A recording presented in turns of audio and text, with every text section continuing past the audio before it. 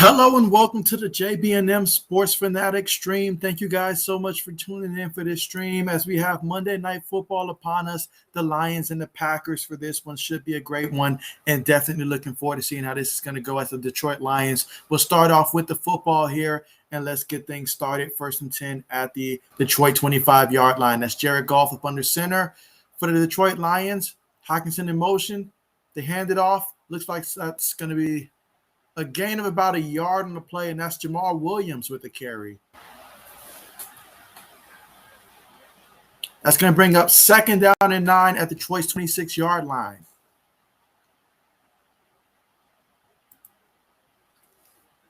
And take this time to thank each and every person here for joining me on the stream here. I'll be joined in a little bit by our special guest on the Sports Blitz. He'll be joining a little bit later.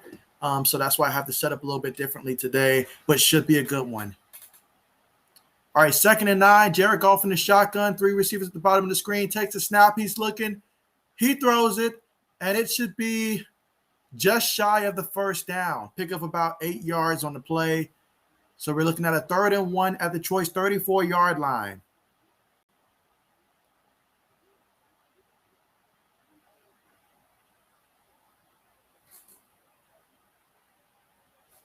It's going to be important for Detroit that they come out early in this one. I know last week against the San Francisco 49ers, they had one heck of a 4th quarter in that one, but they're going to have to come out to a fast start if they want to win this one against Green Bay.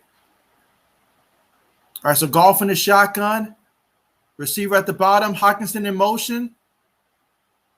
Williams is the running back in the backfield. Green Bay looks like they're bringing pressure. They send 5. Goff's looking. He's on the run. He throws it. And it is, what a completion by Jared Goff, all the way down to about the 20-yard line of Green Bay. So Jared Goff off to a great start here on this Monday Night Football down there in Green Bay.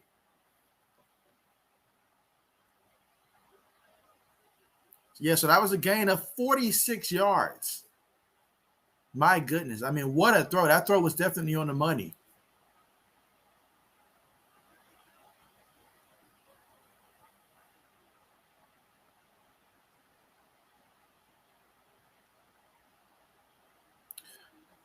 All right, so 1st and 10 at the 20.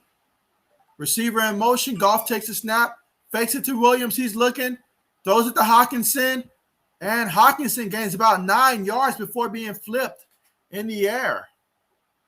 So that's going to bring up 2nd and 1 at Green Bay's 11-yard line.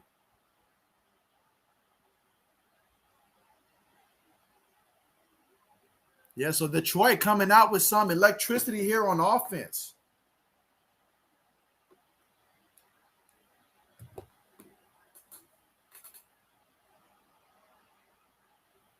All right, so 2nd and 1. A lot of guys up front here. It's going to be important to finish this drive with a touchdown. Receiver in motion. Goff hands it off to the back. That's Williams. He's running. Takes it all the way to Green Bay's 7-yard line.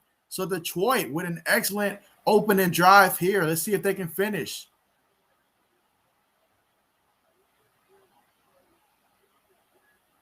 All right, so Williams is coming out the game.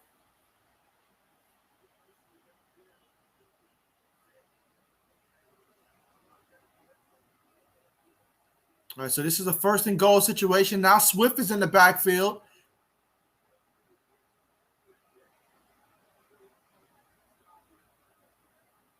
Green Bay looks like they're going to be sending at least 5. They hand the ball to Swift. All right, so that's going to be a gain of about 2 yards on the play, setting up a 2nd and goal situation at Green Bay's 5-yard line.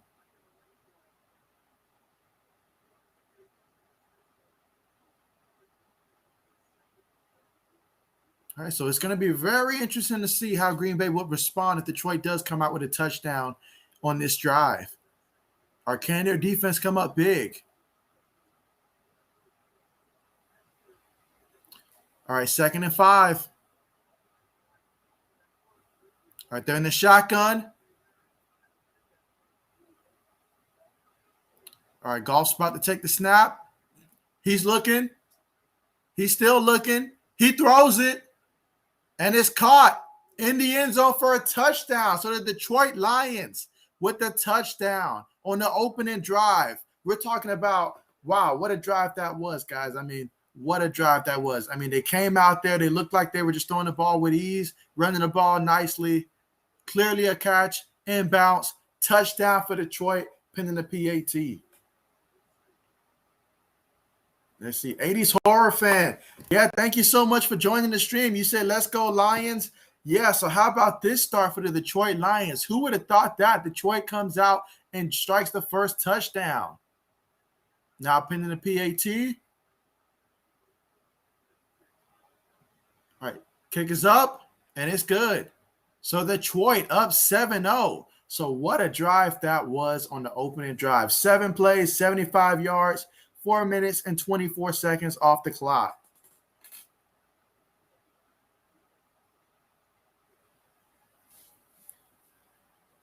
And so let's see. All right, there we go.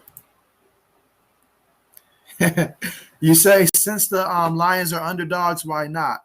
Absolutely, absolutely. Yeah, I mean, definitely understand rooting for Detroit. I mean, definitely want to see them do good out there. And so if this can turn out to be anything like all the other Monday night football games, Thursday night football games, all the other primetime games that we've seen so far this season, then yeah, this could be a really good one. It's all going to come out to Green Bay and how do they respond. You know, they're going to come out looking a lot better than they did last week. Or will Aaron Rodgers come out like last week again? That's been a topic of conversation, and we're going to find that out.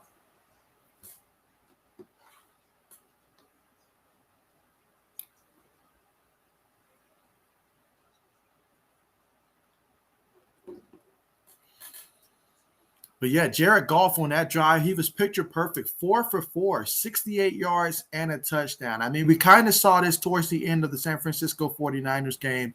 I saw how they looked. And so for them to come out and look like that, if they can play like this consistently, then wow, this Detroit team could really be a team that a lot of people did not see coming in terms of just being competitive this season.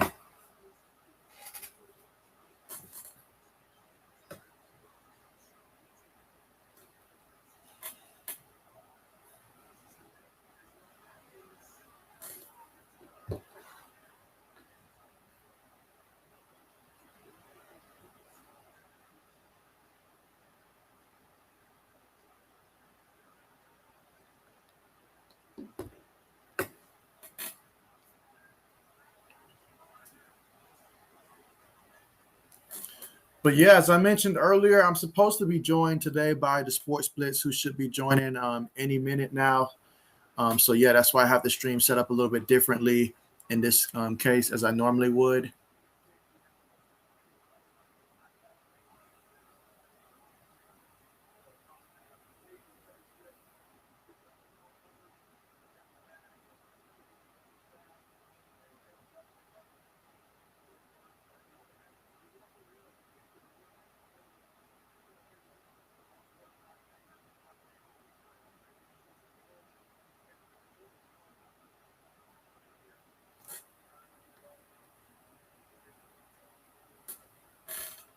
All right, so we're going to get ready for the kickoff here.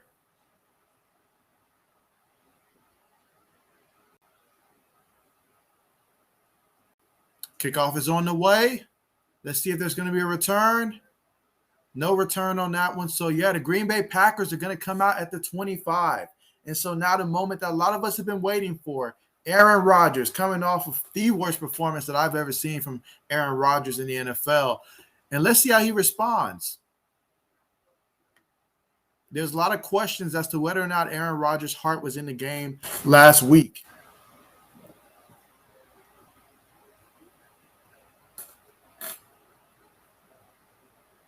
All right, 1st and 10. So now the Packers an opportunity to come out and try to respond. They've got 3 guys at the top of the screen, running back in the backfield. Rodgers takes it, hands it off to Jones. Jones gains about 3 yards and goes down. So that's going to be 2nd and 7 now at Green Bay's 28-yard line.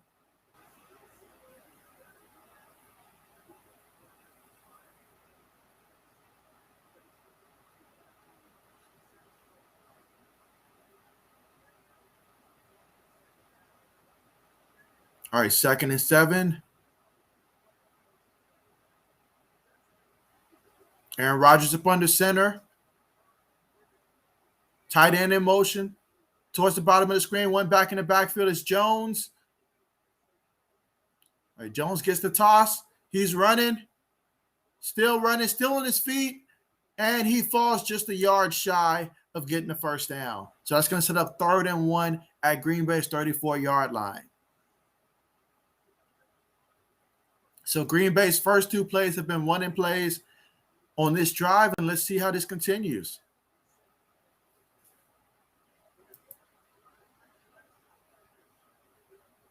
Yeah, definitely understand.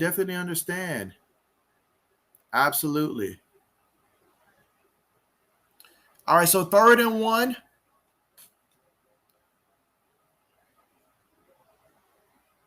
A toss play to Jones, and he gets some yards.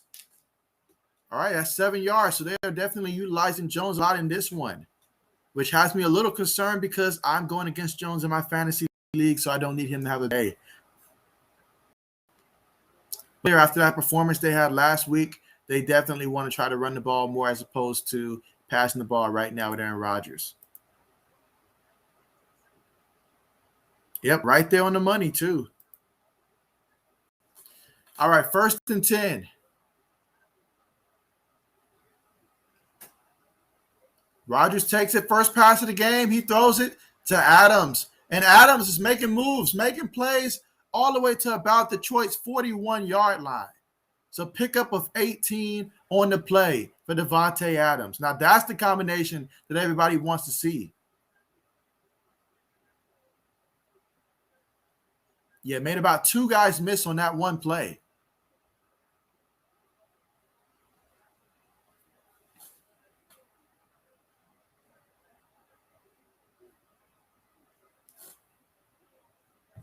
All right, 1st and 10. Let's see what they do at the 41-yard line at Detroit. No backs in the backfield. Rodgers in the shotgun. He takes a snap. He's looking. He moves to the outside. He's still moving. He pump fakes, and he runs out of bounds, gains a yard on the play. There is a penalty, however.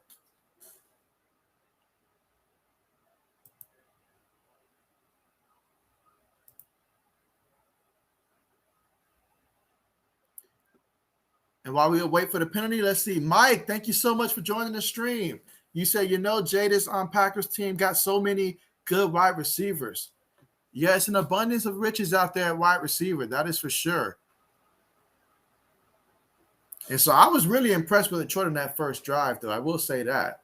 I know that Detroit, having lost their starting cornerback for the year, they're definitely a little bit short in that secondary as well.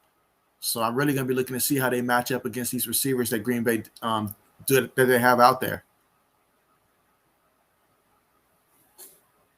All right, 1st and 10. Following the penalty. Receiver motions towards the bottom. Heavy set. They give it to, this time, A.J. Dillon. And A.J. Dillon, he's still fighting forward. Pick up probably about a good 3 yards on the play.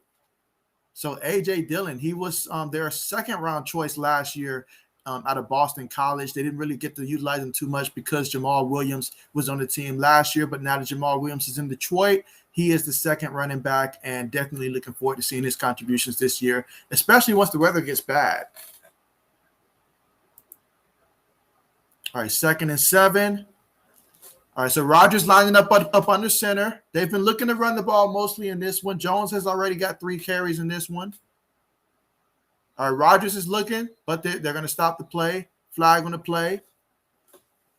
Let's see, 80 Sora fan says yes, they do. Coach Dante, thank you so much for joining the stream, man. Glad to have you here. How's it going?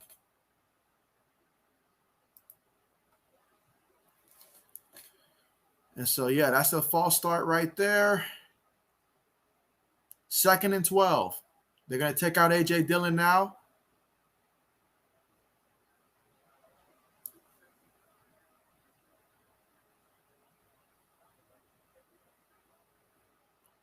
All right, 2nd and 12. 3 receivers at the top of the screen. They've got Jones in motion in the backfield. Rodgers looking, throws it to the tight end. He's running. He's still running. He takes it about the 18-yard line at Detroit. So yeah, the Packer fans, they like that response.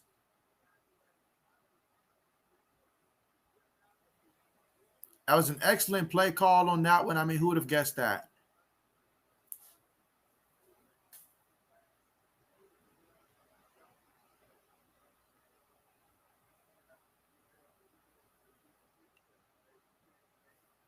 All right, so Rodgers up under center. Receiver in motion. Jones in the backfield. Hands it to Jones.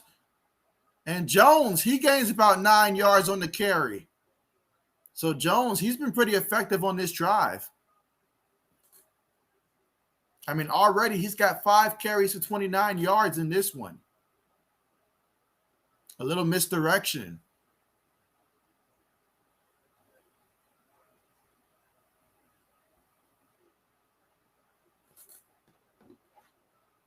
All right, so this is 2nd and 1. Rodgers up under center. Receiver in motion. They give it to Jones again, and Jones takes it to the 5-yard line of Detroit. So they are at the goal line, 5 yards away from the end zone.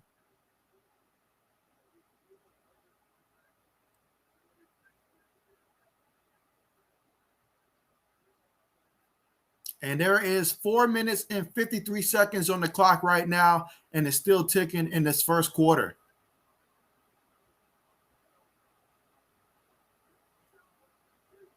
All right, 1st and goal. Let's see what's going to happen.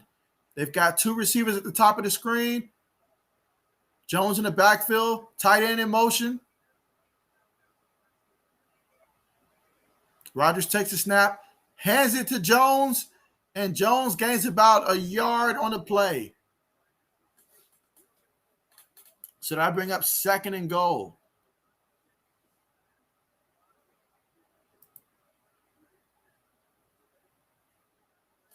Let's see. I'll answer that question right after we finish with this goal line possession, but that's a good one right there. Definitely want to get to that.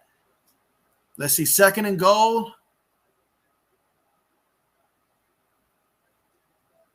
All right, so they subbed in A.J. Dillon. I am particularly happy for fantasy football purposes that they did that. I see Williams in motion. Oh, they tossed it to, not Williams, Jones. Oh, man. So Jones for the touchdown. Exactly what I didn't need for my fantasy football team. So let's see. You asked who's on my let's see. Who do you have on your fantasy football team? Well, I got a couple leads right now. I am going against someone that does have Aaron Jones right now, so that touchdown definitely doesn't help at all. Need to make sure that's the last one and the only one that happens tonight. But yeah, I have guys like Darren Waller on my team. Hold on, I got to pull up actually my team here. Got quite a few teams here. Let's see. Yeah, so my team consists of, and you got to keep in mind, though, that my team is a pretty deep league, but I got Russell Wilson, Dalvin Cook, also got Darren Waller, Terry McLaughlin, A.J. Brown, T. Higgins. I've also got A.J. Dillon on my bench, so I got guys like that on my fantasy team. But yeah, guys, here we are all tied up, 7 apiece. Detroit and Green Bay both scoring on their opening drives. And honestly, both of them, they ran the ball at ease. They threw the ball whenever they wanted to. I mean, Aaron Rodgers, he was 3 for 3, 41 yards and a touchdown. Aaron Jones, 6 carries, 30 yards and a touchdown in this one. So, yeah, a lot of offense so far in this first quarter.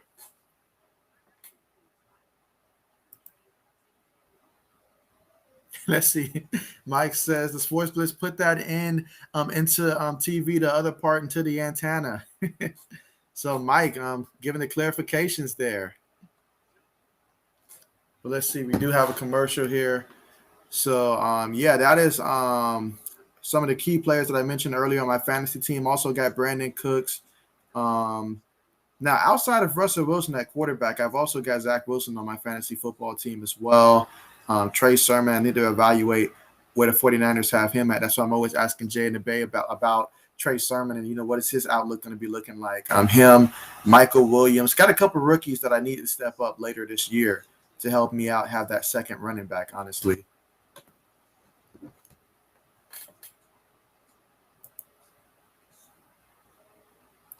Let's see. Mike says, "Quick, someone go to Radio Shack and get the Sports Blitz Cox kid."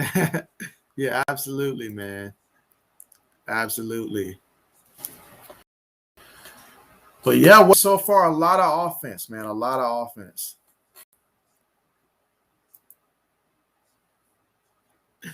Let's see. You say next football season when you're at 50K subs, you should be the commissioner of your own JB&M fantasy football league. I actually do have my own fantasy football league right now that I have 16 teams in, and so I know it's a deep league. And believe me, like trying to find someone in free agency is extremely tough. But we enjoyed it. Make sure you do your homework a lot more on guys that might actually come in, have some type of role in like the second or third unit, all that stuff. So. But yeah, I do have my own fantasy league. I'm only in control of one of my 3 leagues that I'm in, though. But yeah, and I appreciate that. I mean, I'm not sure if you guys did notice, but right now I have this thing going on with YouTube. They took away like just about all the subscribers that came in yesterday during the raid, and so I'm trying to figure out what's going on with that. But as you can see, the numbers back at 8. I think last time I checked, like 816. I think I lost also 5 more today. So it's been a tough day, man. It's been a tough day. I will say that. But I'm here still streaming. It's going to keep on, So even if YouTube doesn't give me back my subscribers, I'll just keep working and get more. But yeah, we're going to be 1st and 10 at Detroit 25. And let's see what Detroit can do when they get the ball.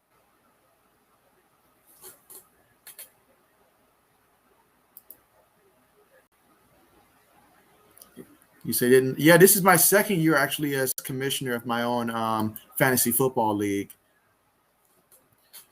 All right, so Jared Goff and the Lions. Let's see. Goff in the shotgun. Takes a snap. He's looking. Throws it. It's completed. That's going to be a gain of looks like about 6 yards on the play. And that's Brown with the reception. And so a lot of these Detroit Lion receivers, like I'm really having to evaluate and see for the first time really myself who's the number 1 wide receiving option for this Detroit team, because I know they have a lot of receivers. Obviously, they lost a lot of guys from last year that's on different teams. So really just seeing who's their top guy. I know about Hockenson at tight end. Let's see. Receiver goes in motion.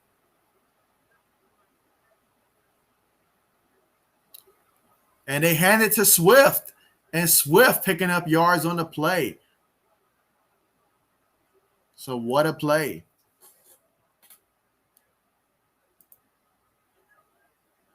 You see, Mike says now Bills paid big. They in some situations, the Chiefs, Packers, etc., all the money goes to quarterback. And the defense stinks. That's generally how it works. If the quarterback's getting a lot of money, then you best believe that's the case. Meanwhile, we have the completion of Hockenson there. Gain of about 4 yards.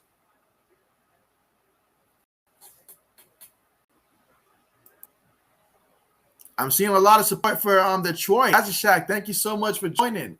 But yeah, I'm seeing a lot of support here for Detroit. Does anybody here have Green Bay or want Green Bay to win at all?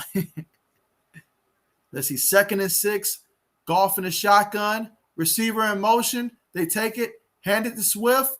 Swift's running, and he gains about 5 yards on the play. So he's going to be a yard shy of getting the first down. That's going to be at Detroit's 48-yard line, and there's 2 minutes and 10 seconds remaining to go in the first quarter. Yo, King, welcome back, man. I know it's been a minute, man. How you been? Last time I think we saw you, I think it was your birthday the last time that we actually spoke with you, man. But so let us know, how was the birthday celebration, and how's it going? Yeah, glad that you're back. All right, 3rd and 1. Goff up under center. Fullback is well in the backfield. Swift is the back in the back. He gets it. That's going to be a first down. That's going to be a first down. It's about a 2-yard gain, and that should take to midfield. So, yeah, Detroit coming out looking very good on offense. Both teams looking extremely well so far in offense. I mean, both Jared Goff and Aaron Rodgers, they actually got a lot more in common than most people think. They both went to California for college. Both were first-round picks. And they're both starting quarterbacks in the same division. How about that?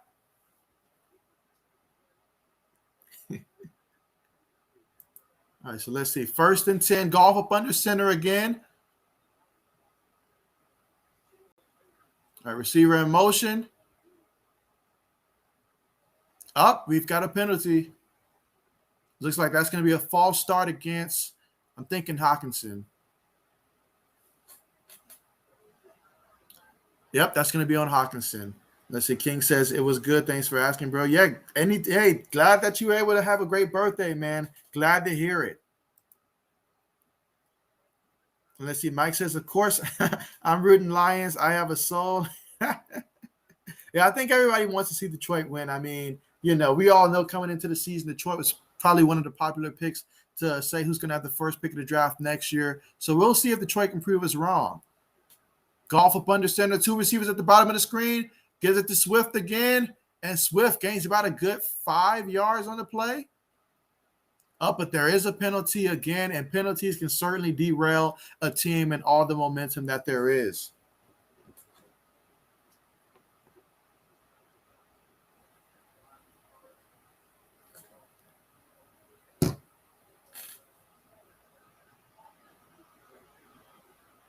All right, so holding on the offense, that's going to bring it back another 10 yards. And guys, make sure that you're pressing the thumbs up button. And anybody that's watching that's not subscribed to the channel, do make sure that you guys do subscribe to the channel. Really appreciate all the support, you guys, for sure, on that road to 1,000.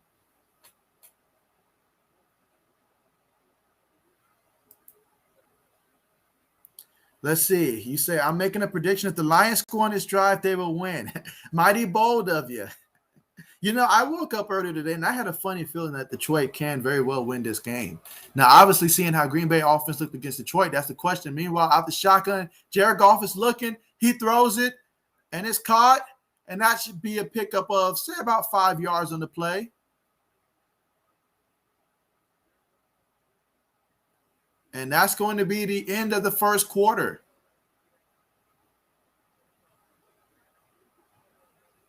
All right, so that's the end of the first quarter. A lot of offense here for both teams. And, yeah, what a good one. I think this is going to be a really good one, guys. I think it's going to end up being a really good one when it's all said and done. Yeah, hey, I'm rooting for the Lions. I'm like everybody else, I want to see Detroit go out there and win this one. I really do. Just knowing that, everything that Jared Goff has been through out there, just, going back to the Rams and then always looked at as a liability, and to see him here in Detroit and to see him actually look like he's throwing the ball. You saw how he finished the game against the 49ers. Detroit nearly came back in that game. And if they can play like that throughout the rest of the season, they'll be a fun team to watch. So I would love to see Detroit go ahead and win this one. If Aaron Rodgers doesn't want to be there and Green Bay's forcing him to be there, then, I can't root for a person that doesn't want to be for his own team. So, let's see. You said great first quarter. Yeah, absolutely. I hope that we see this throughout 4 quarters. Absolutely. Let's see. Cam says no. I know that you're rooting against Detroit. You might be the only person that's rooting against Detroit, not because you care about Green Bay or anything like that, because you don't, but because you don't want Hockenson to go off on your in our fantasy football league. So definitely understand that. Absolutely. But yeah, what I really want from this game is that I need Hockenson I need Aaron Jones not to go off in this game. That's what I really need.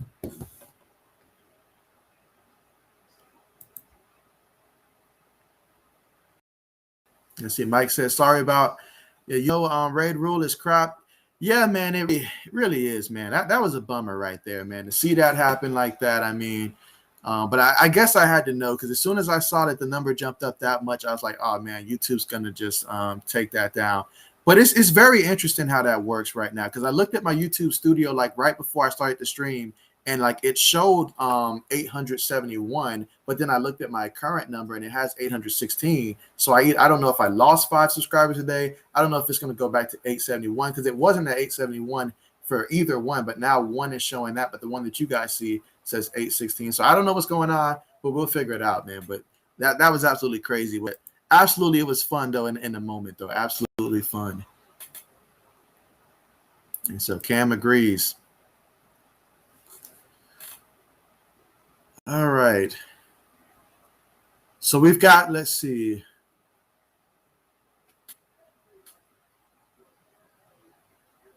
All right, so 2nd and 20 here for Detroit. Let's see what happens. They've got 2 receivers up top. Another receiver in motion towards the top, tight end as well. Goff with the double fake, hands it to the back. And that's going to be about a good 11 yards on the play.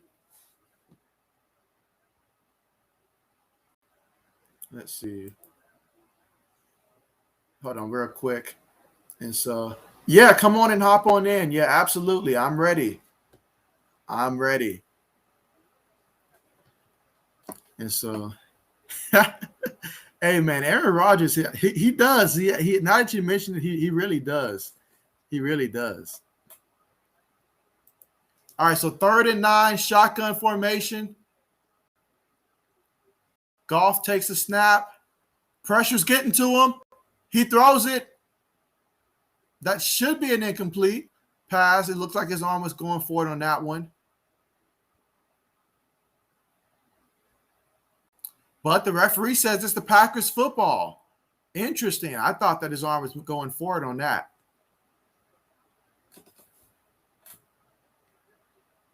Let's see. Mike says it's not really a rule. Why would it be? He said call it. Well, I've sent them a message earlier today. So I'm just, hoping to hear back from them. I know it's extremely tough to hear back from YouTube, but yeah, I figured at first, though, they do have this policy where if you start getting like a whole like plunge of subscribers and stuff, they will at least remove it and then at least try to see if it's fake or paid for or something like that. But I don't know the whole policy and how that works. I've tried reaching out to other YouTubers to see if they had that problem as well. But yeah, that's 4th and 9. All right, so we're about to have the Sports Blitz join the stream in a few. I guess once he has his camera on.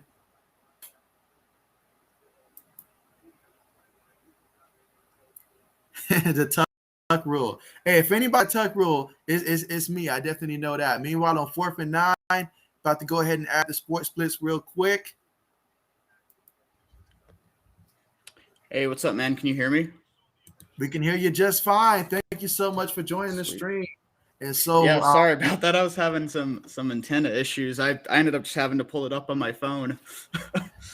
I thought you went to the store and picked up a Carolina Panthers jersey, man. Oh no, I've had this one for 2 years now, I think. Nice. And so, yeah, guys, definitely check him out. I got his I got the link to his channel at the bottom of the description, so definitely check him out, guys, for sure, and subscribe to him, show him some love, for sure. Okay, so do you want to do like the play-by-plays for the Packers, and I'll do the Lions, or I guess how do you want to do it? Yeah, matter of fact, you can take Detroit. I'll stick with Green Bay. You can take Detroit. So okay, I'll go ahead and be the villain in this one, guys. All right, I'm taking it over right as they're punting.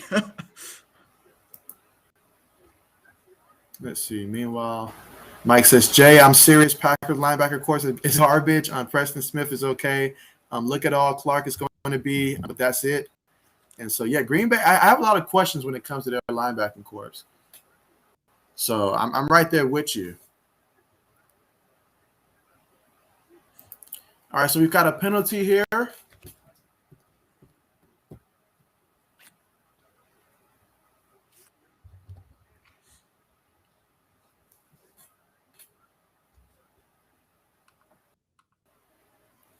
Oh, man, 4th and 28.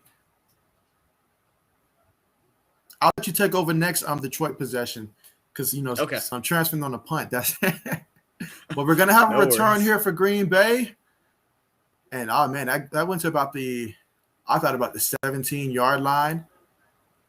So the first punt of the game here in the second quarter. And so Aaron Rodgers is coming back out there. And my goodness, do I need them to start passing the ball and stop running the ball with Aaron Jones for my fantasy team purpose. So I think your game is just a little bit ahead of mine because mine, Aaron Rodgers just barely came out. Okay, gotcha, yeah. Yours probably a little bit ahead of mine. Yeah, if I was in my living room, my TV would be much quicker. So I try to be a little bit behind for anybody that is watching. But right. Absolutely. Let's see. Oh, I'm sorry, I didn't even read that first comment here. Well, we have a second. Mike says, Lions are a good QB with the craziest roster. Also have the craziest coach. I'm not gonna lie though, Yeah. I'm a big Dan Campbell fan. I think he can turn it around. I really like Dan Campbell. I think they like him a lot better than they did Matt Patricia. I'll say that much because they did not look like they were having fun last year up under Matt Patricia. So Dan Campbell, he brings a new sense of energy, different coaching style. You know, let's go out there and bite their kneecaps, all that stuff, all that crazy talk. So. Yeah, I think he knows how to get his guys pumped. I almost thought they were going to make the comeback against the 49ers last week. Yeah, when George Kittle fumbled that onside kick where he should have just recovered the ball, honestly, but he fumbled it. That gave them an opportunity to get back in it. They almost pulled it off. They really did. Yeah, it was crazy for sure. All right, so I'll catch up on some comments real quick. See, Mike says, I showed the Sports Blitz how to aim the antenna towards Detroit. Hey, it worked. It was weird because like I was able to get it connected so that it'd show a couple channels super clearly, but it wouldn't let me access like every channel. It was really weird. So interesting, but glad you were able to get it to work. Yeah, I just pulled up a stream on my phone and it's working. So gotcha. Let's see. The 80s horror fan says, hey, Sports Blitz, bring back Cam. I'm gonna pass on that. I like Sam Darnold so far. I really like him so far. Hey, Sam's looking great, but what's caught my attention about the Carolina Panthers is the defense. Our defense looks nasty. Yeah, so and I know the Panthers will be playing this Thursday night football, so we'll get an opportunity on your channel to actually watch that one. But we're about to return to action here on my TV. So let's see. 1st and 10. They're at the 18-yard line. Aaron Rodgers up under center. Takes it, fakes it to the back. He's looking. He's going deep. And it's incomplete. Hit the defender in the helmet, looks like. But it counts as coverage. So that'll be 2nd and 10. Ball at Green Bay 18. I will say this, guys. I do have Aaron Rodgers in one of my fantasy football league, but I opted to bench him this week in favor of Justin Herbert. So I'm going to find out this game if I made the right decision or not. But I just didn't like what I saw in that first week. I just couldn't bet on him again. Not this week. All right, 2nd and 10. No backs in the backfield. Aaron Rodgers in the shotgun. 5 receivers on the play. Detroit looks like they're going to send 3. Rodgers takes a snap. He throws it, and it's caught by 900 and Devontae Adams. Nice pickup of about 5 yards on the play. Absolutely. I mean, who else would you want to throw the ball to, right? Who else? I mean, maybe Aaron Jones or Tunyon, but like Devontae Adams is second to none. Absolutely. And for the sake of my fantasy team, I hope he does not take your advice about Aaron Jones on this in this game. Yeah. But absolutely. Yeah, dude, I'm in a tough spot, my fantasy team. So I'm down currently by 30 points. And I only have DeAndre Swift remaining, and my opponent has Aaron Rodgers.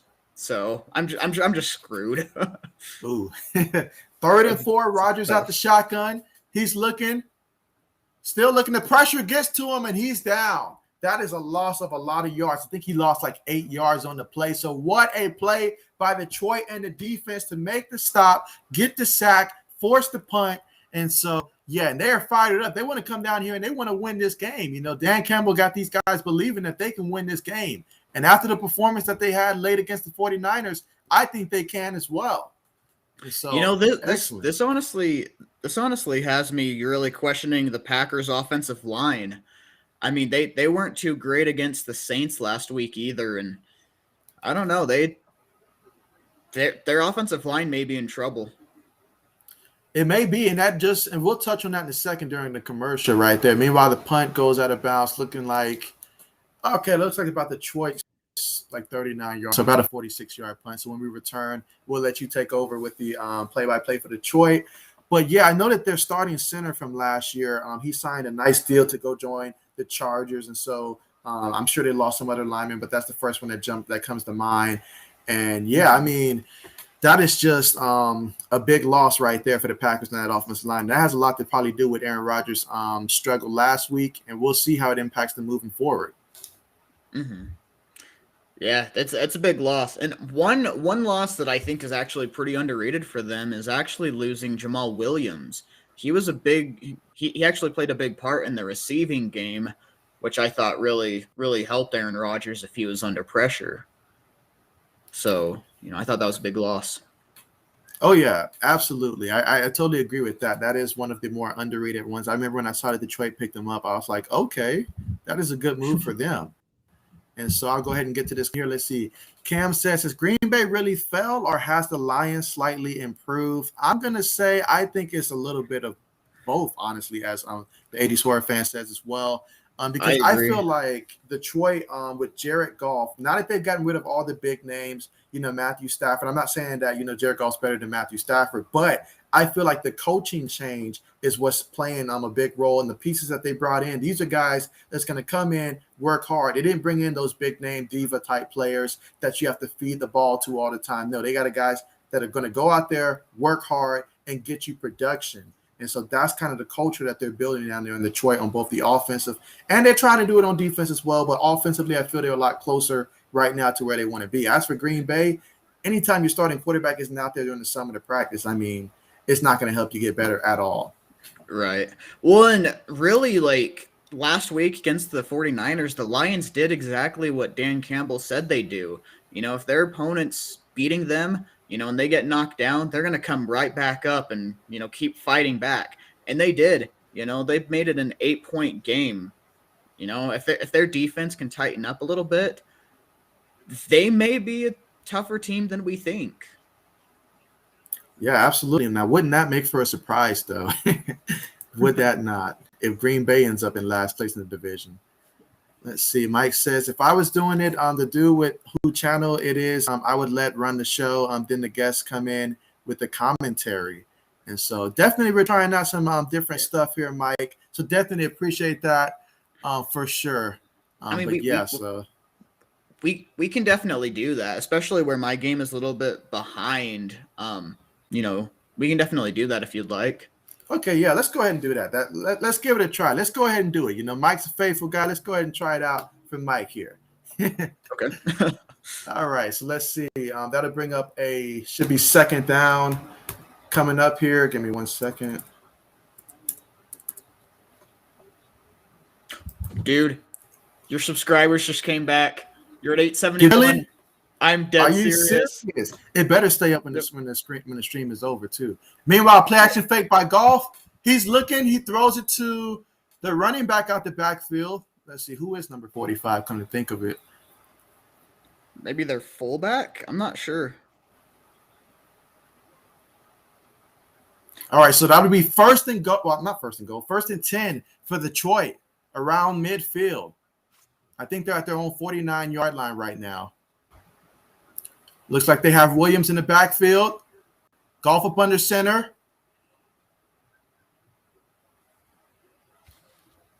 All right, they hand it to Williams middle. That's going to be a nice pick of about 3 yards up the middle. So that'll be 2nd and 7 at Green Bay's 48-yard line. And we're in the second quarter, 11 minutes and 14 seconds remaining in this one.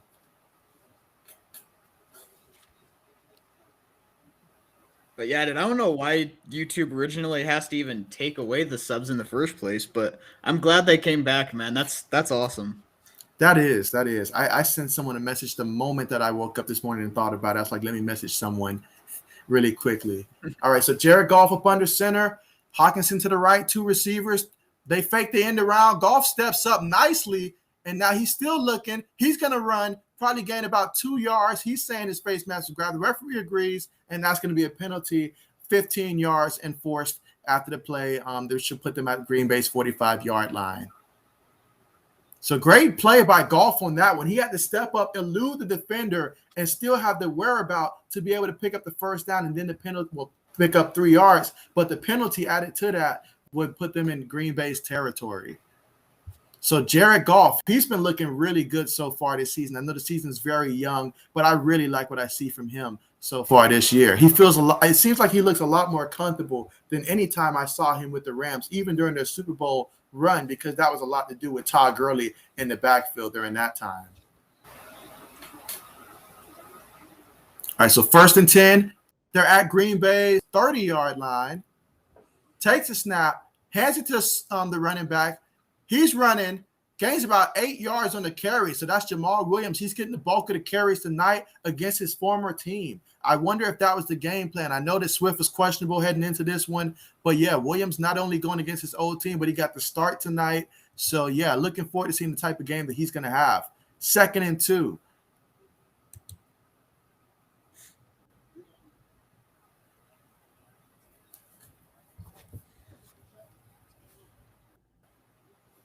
Goff up under center, 2 receivers at the top of the screen. Hockenson goes in motion. Goff hands it to the back. That's Swift. And Swift gets enough for the first down, making about a 3-yard gain on that play to Green Bay's 19-yard line.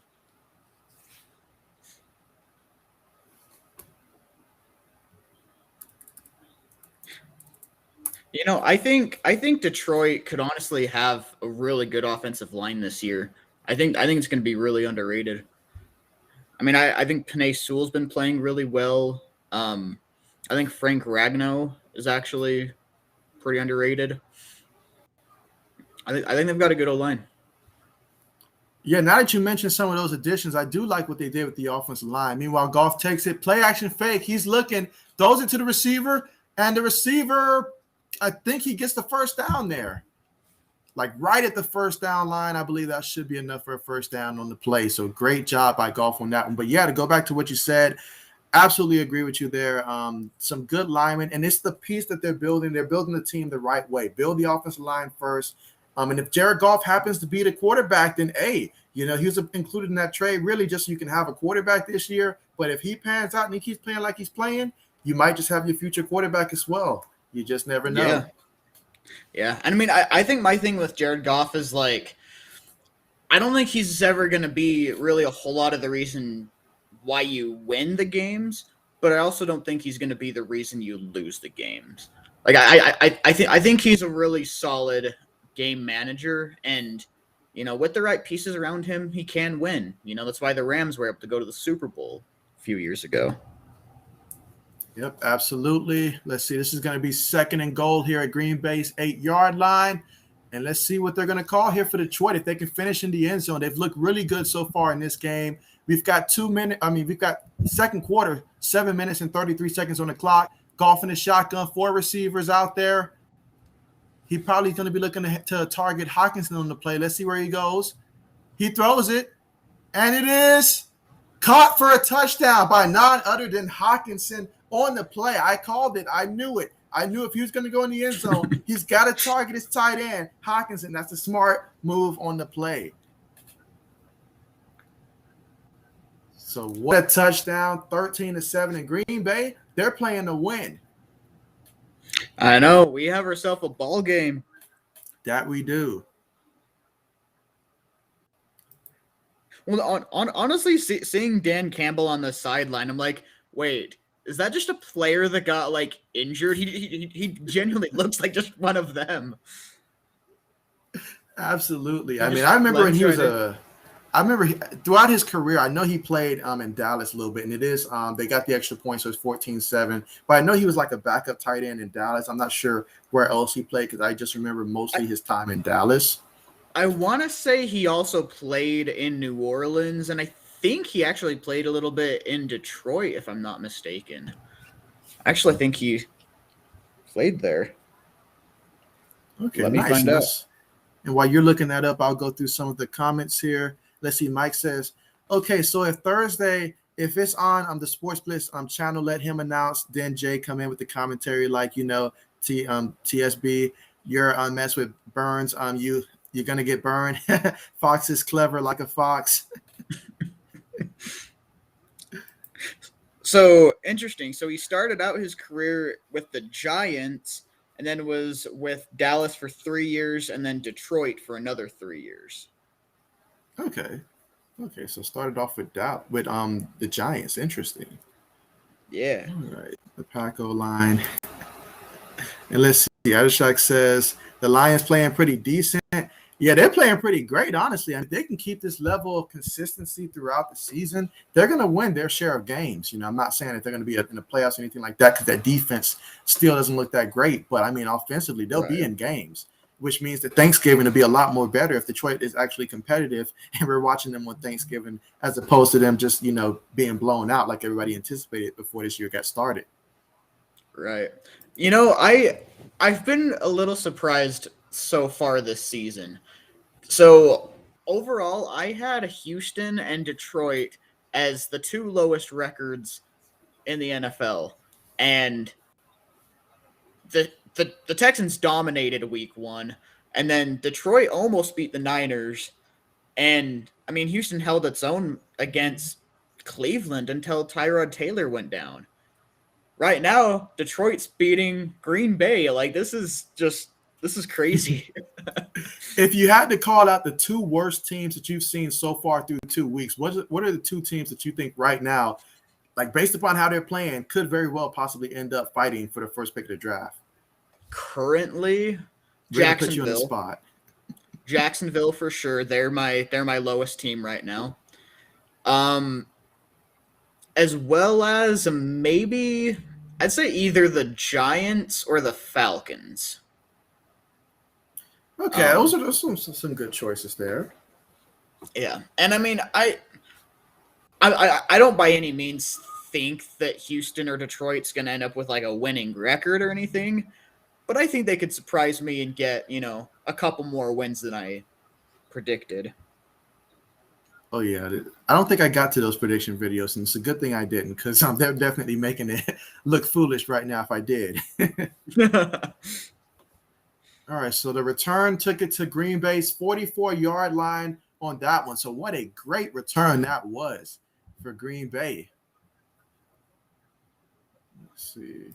So we're looking at 1st and 10 from Green Bay's 44-yard line, 7 minutes and 22 seconds to go in the second quarter. Again, the Detroit Lions up 14-7 in this one. And anybody that is watching, make sure that you guys do press the thumbs up button and that you guys also subscribe to both my channel and the Sports Blitz. I've got this link at the bottom of the description, so definitely make sure that you guys subscribe to both for sure, guys. Heck yeah. Yeah, so we've got 8 likes right now. I mean, I think getting even 10 would be a big upgrade. Meanwhile, Rodgers hands it to A.J. Dillon up the middle, gain of about 4 on the play. That's going to bring up a 2nd and 6 at Green Bay's 48-yard line. But yeah, it would be nice if we can reach 10 thumbs up by halftime. That would be a nice goal to reach, I think.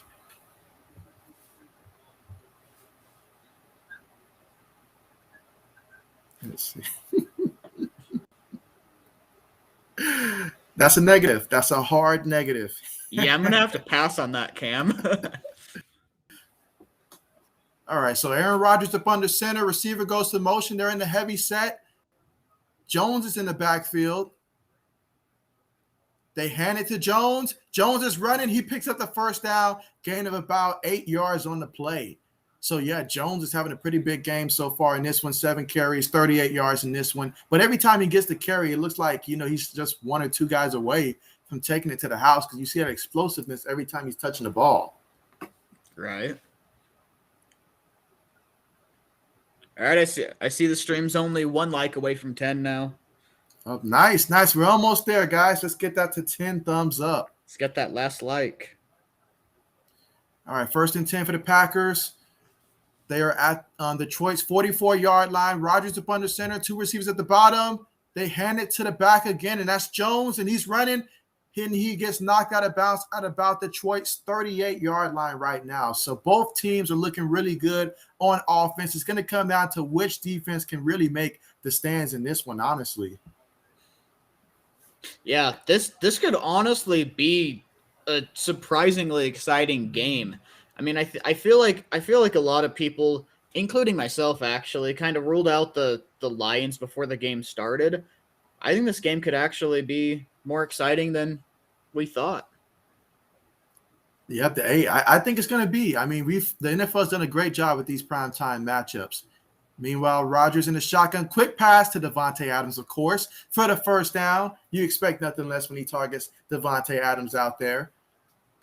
And that's 6 yards. So this is good for anybody that has Aaron Rodgers on their fantasy football team or even Devontae Adams right now. This is what you're hoping to see more of this as the game continues to play on. But both quarterbacks, between the two of them, they've only thrown 2 total incompletions in this game. I mean, they've both been pretty spot on. There's been a lot of open receivers, good passes. So, yeah, pretty much it's been pick your poison. If you want to run the ball, pass the ball, everything has been there. These defenses have really got to step up, though.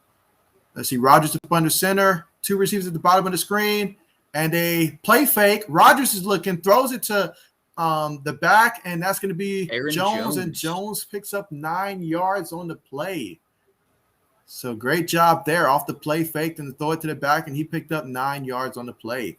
So that's going to be 1st and 10 at the Detroit 32-yard line. I should be a little concerned about my fantasy team about now because I keep seeing Jones making plays.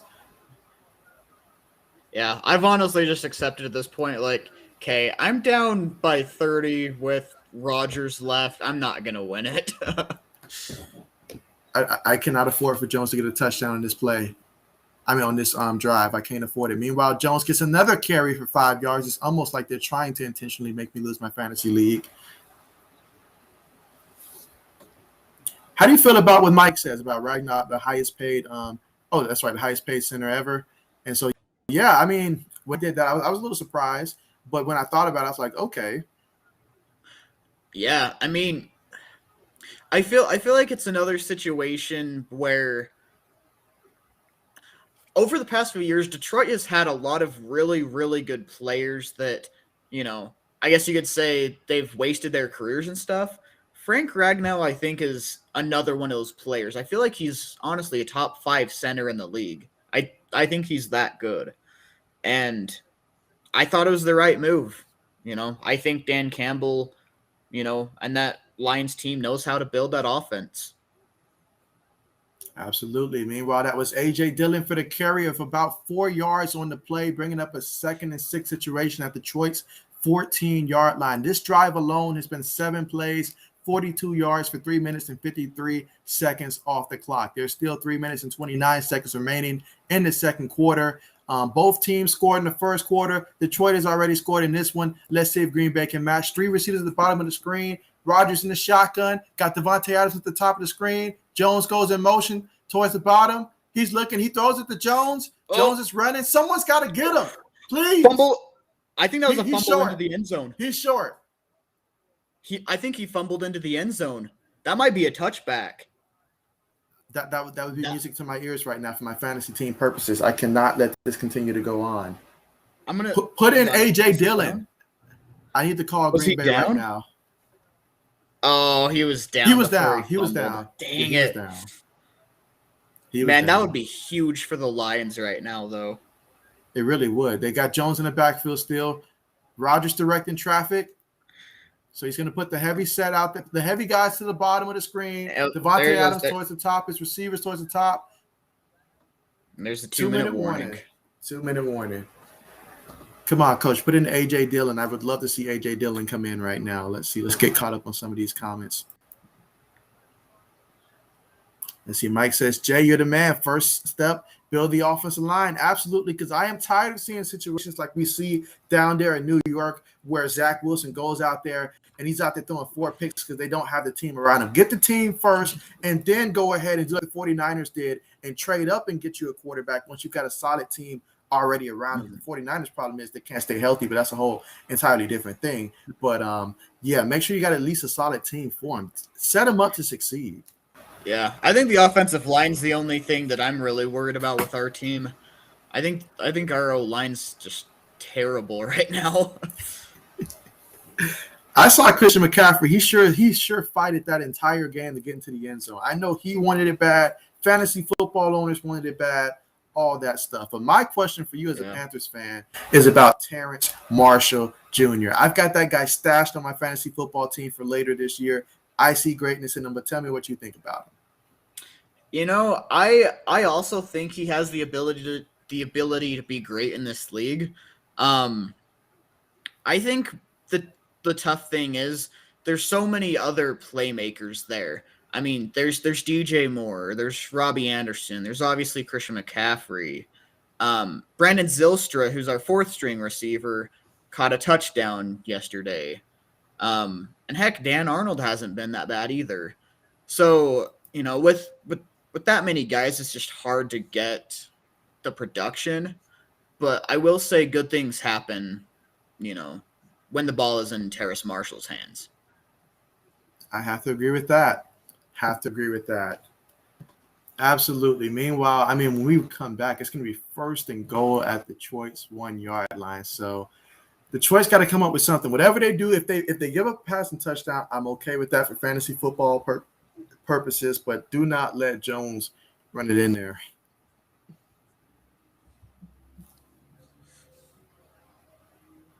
All right. So I see that they're back out there on the field.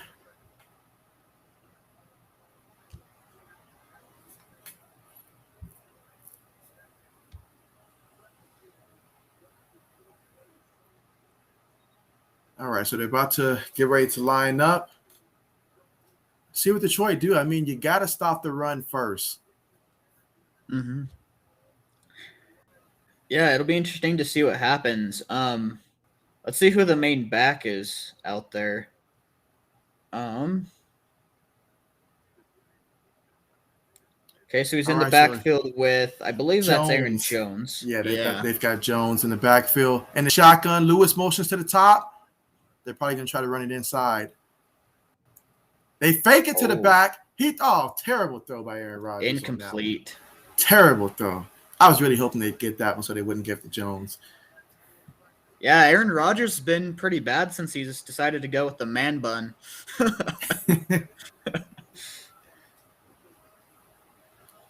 Yeah, so that's going to bring up 2nd and 1. Yeah, he was just off on that. That was bad. Yeah, that's not a typical Aaron Rodgers type of throw. All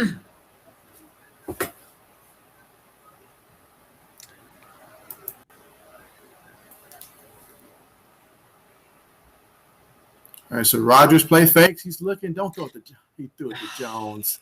Touchdown, Green Bay. That hurts. I knew he was gonna. Oh man, this is not good at all. My that touchdown switched my win percentage from 61% to 39%. That one touchdown. Green Bay's going to him too much and too often. It's not looking good. Let's see. Mike says, gotta hand it to the Lions. Hockenson, maybe some cornerback blockers. Goff is good. Other than that, I don't see anyone on that roster that makes a practice squad, he says. Not even a roster. He said a practice squad. Meanwhile, extra point is good. So we're all tied up 14 apiece, but there's still 1 minute and 52 seconds remaining. Enough time for Detroit to try to go down there and see if they can score again before the half. Whether we're talking a touchdown, field goal, let's see what happens. But we have the commercial coming up. Let's see. Mike says the sports Blitz etched it in stone. I said from Jump Street, the Panthers are perfect chemistry. Gonna be a surprise team. Yeah, me and Mike did have that conversation before. I hope so. I mean, I think the main thing is going into the season. I thought we'd be a top 10 defense, but through these first 2 weeks, I mean, I get that there's stuff that's gone in our favor. I mean, it's the Jets. The Saints were down some offensive coaches and a couple starters, but our defense just looks dominant. And I think it's a defense that, can honestly win us a couple games, even if our offense struggles. So I'm very happy with what I've seen so far. Oh yeah, some good stuff. I do wish that the play calling would stay aggressive in the second half. I've noticed they kind of tend to slow down in the second half just because we have a lead. I mean, it's the NFL. Teams run up the score. Teams don't let off the gas. I feel like if we were to do that against a team like the Buccaneers or the Bills or something like that, it could come back and really hurt. You hear that, Mike? You're always saying that you don't think that your Bills can contend with some of the top teams out there. But I keep telling you that the Bills are one of the top teams, but I get it. We're all critical of our team because that's the one that we watch the most. So therefore, we tend to see the flaws a lot bigger than other people might. So I definitely get that. But Mike says the Jets and the Dolphins worst are the Jags. So, I mean, that whole Tua thing plays a big role. But go ahead. Yeah. I mean, yeah, without Tua, I mean, I'd say they're maybe bottom 10. I still wouldn't say, among the very, very bottom of the league. But, I mean, if they have Tua, I think they're still probably a top 15 or at least 20 team.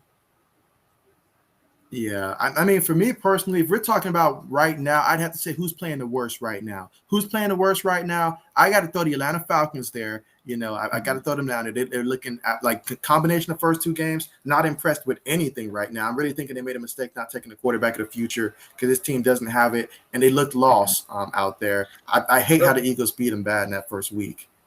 Or, I mean, even possibly trading back a few spots and stockpiling picks and getting defense. I mean, I feel like in 2020, I feel like the Panthers gave the perfect, rebuild blueprint. I mean, other than the offensive line, I mean, taking all defensive picks in 2020 and then, a new starting corner in 2021. I mean, I thought the Falcons should have done that. I'm not worried about their offense. I'm worried about their defense. Hey, this is Atlanta. If there's one thing Madden should have told you about the home field advantage, I mean, we only care about offense down here, scoring points. So. Yep. I will say their pickup of Cordero Patterson has been really big so far. He looked really good against the Buccaneers yesterday. Yeah, we're definitely going to dive more into that after I guess once we reach halftime. But what a run by Swift, for sure. Getting the first down, gain of about 12 yards on that play and taking it to Green Bay's 47-yard line on the play. So already in Green Bay territory, 1:30 seconds on the clock, and they're letting the clock run because they've got all three timeouts. They're in Green Bay's side of the field now, so they can take their time and not have to rush it too much. But definitely want to try to give themselves an opportunity to go down there and score a touchdown. So they can call timeouts if they complete stuff across the middle. So everything is still on the table right now for the Detroit Lions on this one as they're trying to break the tie. Hockenson in motion, one receiver at the top of the screen, Goff up under center. And they hand it off to Swift again. And Swift this time is going to gain about 2 yards on the play. So that's going to take it to Green Bay's 45-yard line. So now they should probably have to burn the timeout here. I'm not seeing that they're taking one yet. They may just let it run down to halftime. It's looking that way. I mean, yeah, they still have all three timeouts, and Dan Campbell doesn't look like he's trying to. Yeah, they're lined up again. Yeah, and up under center right here, one back in the backfield, play action fake. He's looking.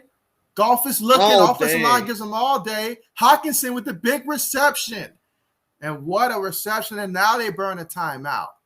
I do have to question their like the way that they handled that play clock. I felt it could have been better, just having a little bit more time to take more shots. But hey, they got the big chunk play on that one after 24. Let's see what they do from there. Yeah, I think the play before that, I think it burned like 30 seconds or so. Like that's big, with that little of clock left. I definitely agree they should have taken it sooner. Yeah, absolutely. That's what I would have done. Whether we're talking on Madden, real life, I'd have done the same thing.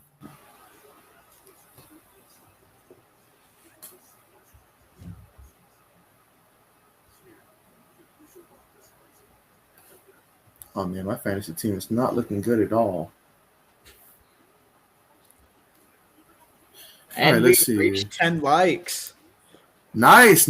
Great. And don't forget to make sure that you guys press that subscribe button to both of our channels here. We're definitely on that road to 1K, guys, and we appreciate all the support here. I mean, we had to join forces here, the two of us versus, the YouTube analytics, if you want to look at it that way, teaming up here. So definitely we appreciate all the support, guys, for sure. And yeah, I mean, I know there's going to be a couple awkward moments and stuff as we do get used to how this is going to work out, but we promise you we'll keep working on making sure that this continues to get more smooth as time goes on. So we appreciate you guys for bearing with us here.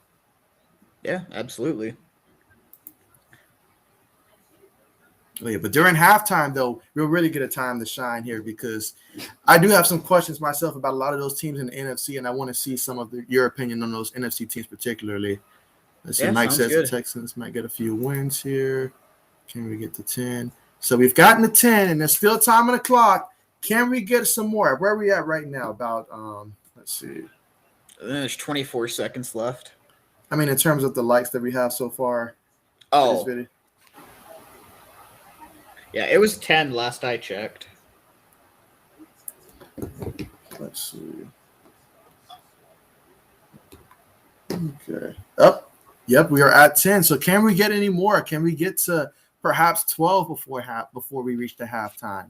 We've got 24 seconds on the clock.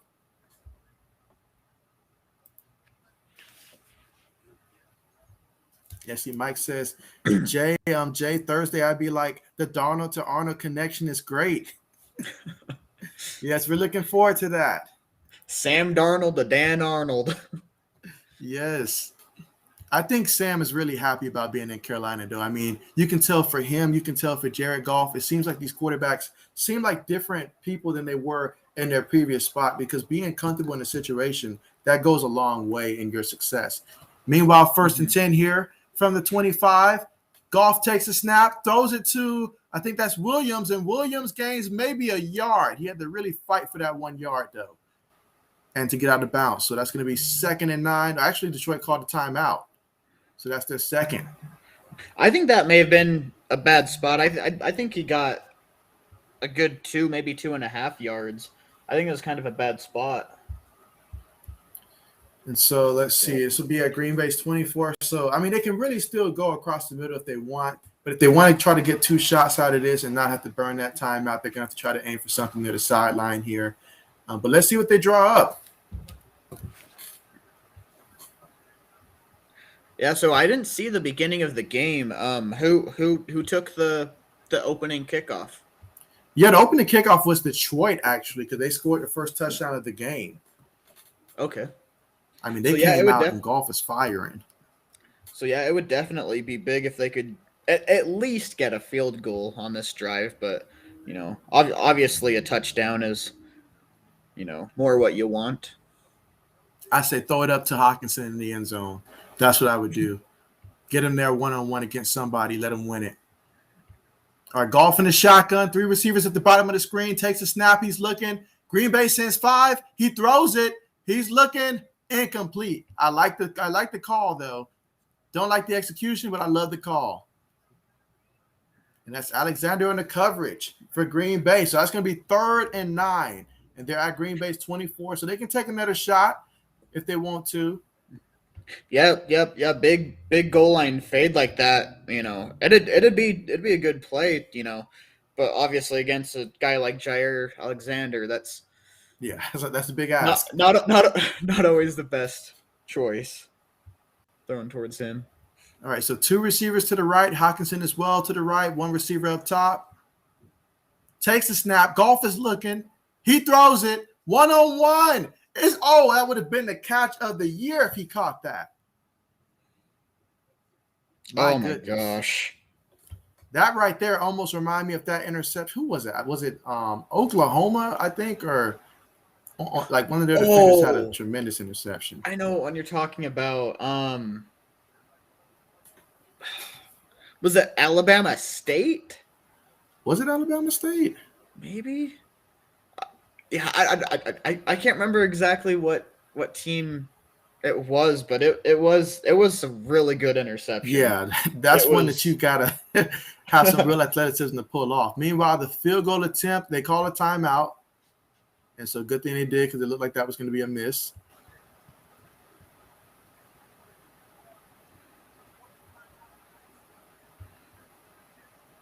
So yeah, Green Bay called the timeout. Prevented Detroit from maybe missing that one. Yeah, it's always definitely funny when the other team basically saves you guys when the kicker already misses in the first kick, and then he comes back and makes it after the timeout. I don't know why it was so hard for me to explain that. couldn't find the words. Probably a long day after work. It was, for sure. All right, so let's see if this kick will be good. This will be 43 yards. Snap is good. Kick is up. Kick looks to be good. Down the middle, it's good. So Detroit has the 17-14 lead. There's still 3 seconds there, so they'll get to kick it off. But yeah, Detroit 17-14 over Green Bay. Hey, I'm not sure if you saw that stat that they put out a while ago. Aaron Rodgers has never won a game when down by more than a point at halftime. Lions could pull this off. Hey, it'll be great. It would be great. Let's get them something to talk about. 2 California quarterbacks. I would love seeing Detroit beat the Packers in Lambeau. Like, when was even the last time that happened? I mean, it's Down in gotta be a Lambeau? long time. I'd have to do a little bit of searching myself to see the last time they went down to Green Bay and came away with the victory. Nah, maybe in Detroit. Like, and even then, I mean, Aaron Rodgers finds ways to pull out Hail Marys and stuff. He's like, I will not lose to Detroit. Mm-hmm. Like, yeah. All right, the kickoff's about to be on the way. Let's see if we'll get a return before the half. No return, so they'll probably just come out and take a knee to take us to halftime. Let's see, Mike says, no, it's not the all-pro team. He says, more Robbie Anderson and Terrence Marshall really all on one team? I know, right? Let's see. 80s horror fan says he fumbled that in the end zone. Oh yeah, we're really behind in the comments here. Yeah, we got to catch up. Absolutely, says damn Rodgers. Yeah, they're going to go ahead and take a knee and take us to halftime. So basically 17-14, Detroit with the lead at the half. You know, Goff 13 of 16, 137 yards, 2 touchdowns. Meanwhile, Aaron Rodgers 8 of 7, 75 yards, 2 touchdowns. Aaron Jones, he's 9 carries, 49 yards and a touchdown, while Swift for Detroit, 6 carries for 32 yards for Detroit so far in this one. Let's see. Mike says, toddlers everywhere says, Rodgers, we want our throwing motion back. And hey, we beat the goal again, 13 likes. Nice. Appreciate you guys for all the support, guys. Like, really do.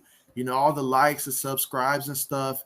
Really appreciate that, guys, so much. I mean, the life of a YouTuber, it's a lot that goes into it. I will say that. A lot that goes into it.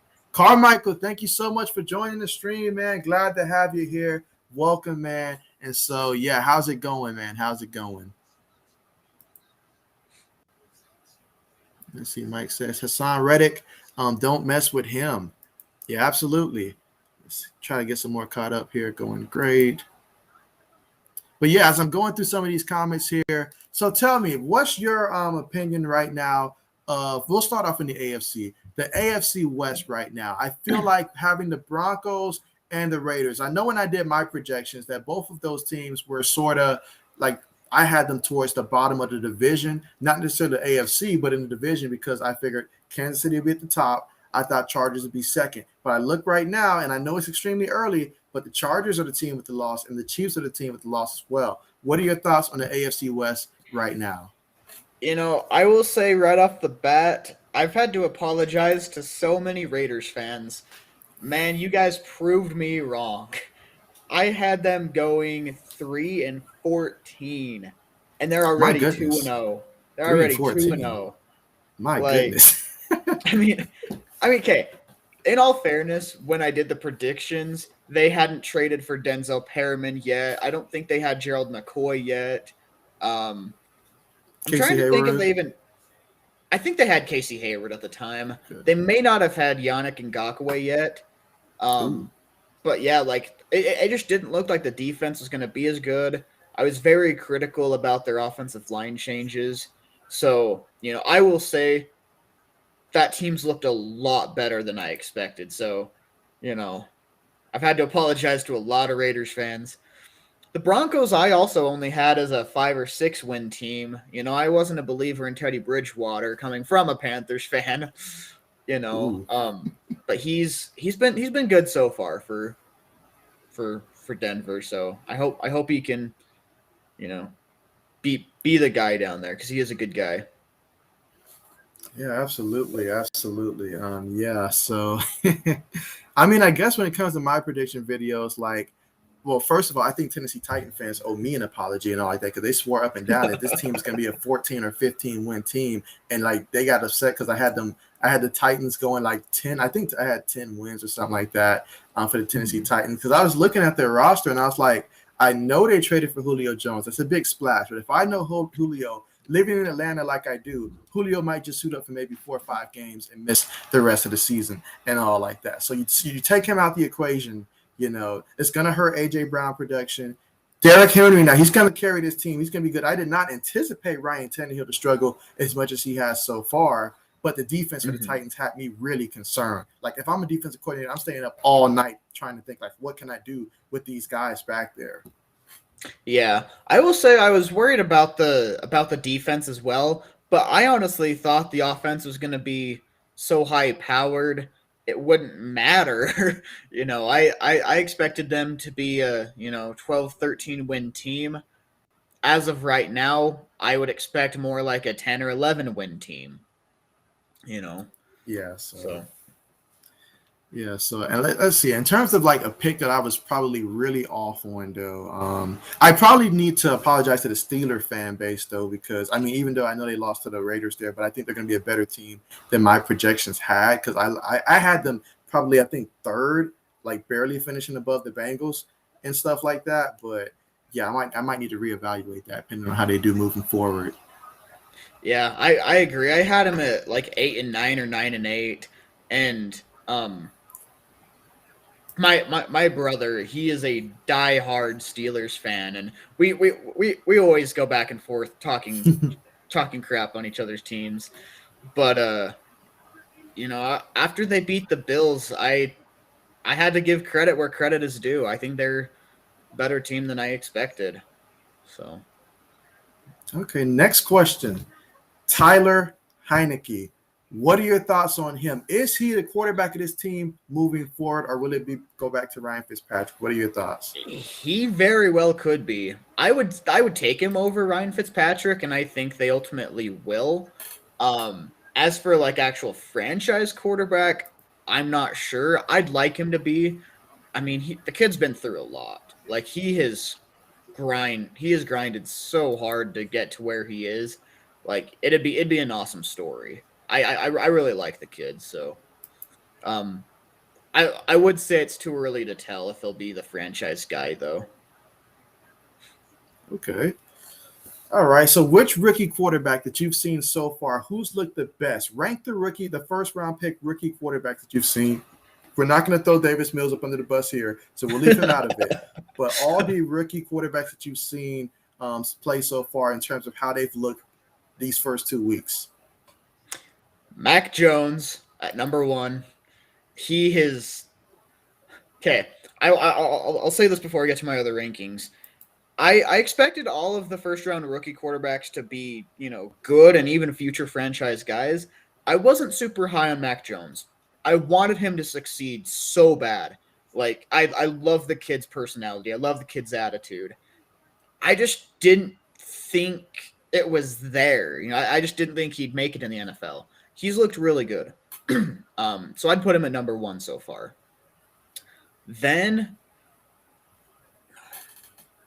it's tough to say because I feel like Zach Wilson has a ton of potential. I mean, he showed he was tough, against the Panthers, getting back up and fighting back.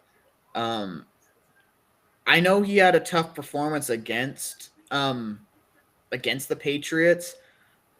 I might put him at number 2 because Trevor hasn't exactly been incredible either. He's had a lot of bad reads. And I mean the Jags are a bad team too, so it's also hard to tell there. I'd probably put Zach Wilson and Trevor Lawrence as like a 2A, 2B type of situation because they could go either way. Fields, we haven't really seen a big, portion size from him, but I'd right now put him at number 4. And Trey Lance, I mean, we haven't really seen him either. Yeah. I feel like he has really high upside. I just don't think he's quite NFL ready. I don't think he can, really grind his team down to the end zone, like a lot of Okay. other quarterbacks can. I feel like he's too focused on the big play all the time, and that's great. Playmaking is great, but sometimes you need to slow down and just, you know, take the shorter route sometimes. Yeah, I nothing wrong with that. yeah, I think he'll have consistency issues when we first see him, and then, as he gets more experience, he'll get better. But Okay. what about you? What are your rankings? Well, I can honestly say that this is unbiased because it's not even close right now. Mac Jones, number one. He's doing what I thought that he would do when we drafted him. Prior to the draft, before I knew what was going on, when I was rooting for the Patriots to get Justin Fields, that's who I had my eyes out for. But I said, when it came to Mac Jones, if he either ends up with the Patriots or he end up with the Saints, I feel like those two situations would be the best for his career because I feel like he needed to end up in the right place in order to succeed, which is true for any rookie quarterback. But those were the two right places I felt for him. Any other team, and it could turn into a disaster. The 49ers, I thought that they would just probably end up with a situation where another Kirk Cousins or something like that. He turned out to be that for them down the road, and so eventually they try to upgrade from him. But I felt like he would reach his potential with the Pats or the Saints. So he's doing good. Happy for him. Keep doing what he's doing. I'm seeing that improvement from week 1 to week 2. Want to keep seeing that. Happy with him. Second on my list has got to be right now. It's got to be Zach Wilson because of week 1 and what I saw, as you mentioned, when he fought back against the Carolina Panthers. Seeing now how Jameis Winston just went out there and just fumbled out the mouth against them. That's no easy team to go up against whatsoever. And so obviously we know how Bill Belichick does against rookies. You put any rookie in that situation, the same outcome would have happened. So I still got Zach Wilson number 2 in that regards. Got to go with Trevor at number 3 because none of the other quarterbacks have played enough to put him ahead of that. So Trevor at number 3.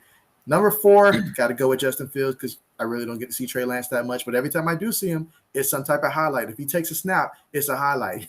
Doesn't matter what he does, it's a highlight. That's how rare we're seeing him right now. So, but yeah, I mean, I will say this, though. Right now, Justin Fields looks like he still needs a little bit of work to be done before he's ready to actually take over for Chicago. Same to be said, as you mentioned, for Trey Lance. So I feel like those two guys might need to sit a couple more weeks. As much as I want to see Justin Fields out there, it might be best for him to actually sit a little longer right now. But that's going to depend right now on the whole Andy Dalton and how well he can, tolerate pain right now and how that's going to look. Because a lot of quarterbacks got injured last week. A lot of quarterbacks. Yeah, for sure. One thing that I wasn't super critical of him at the time because he's been right about a lot of quarterback rankings in his time.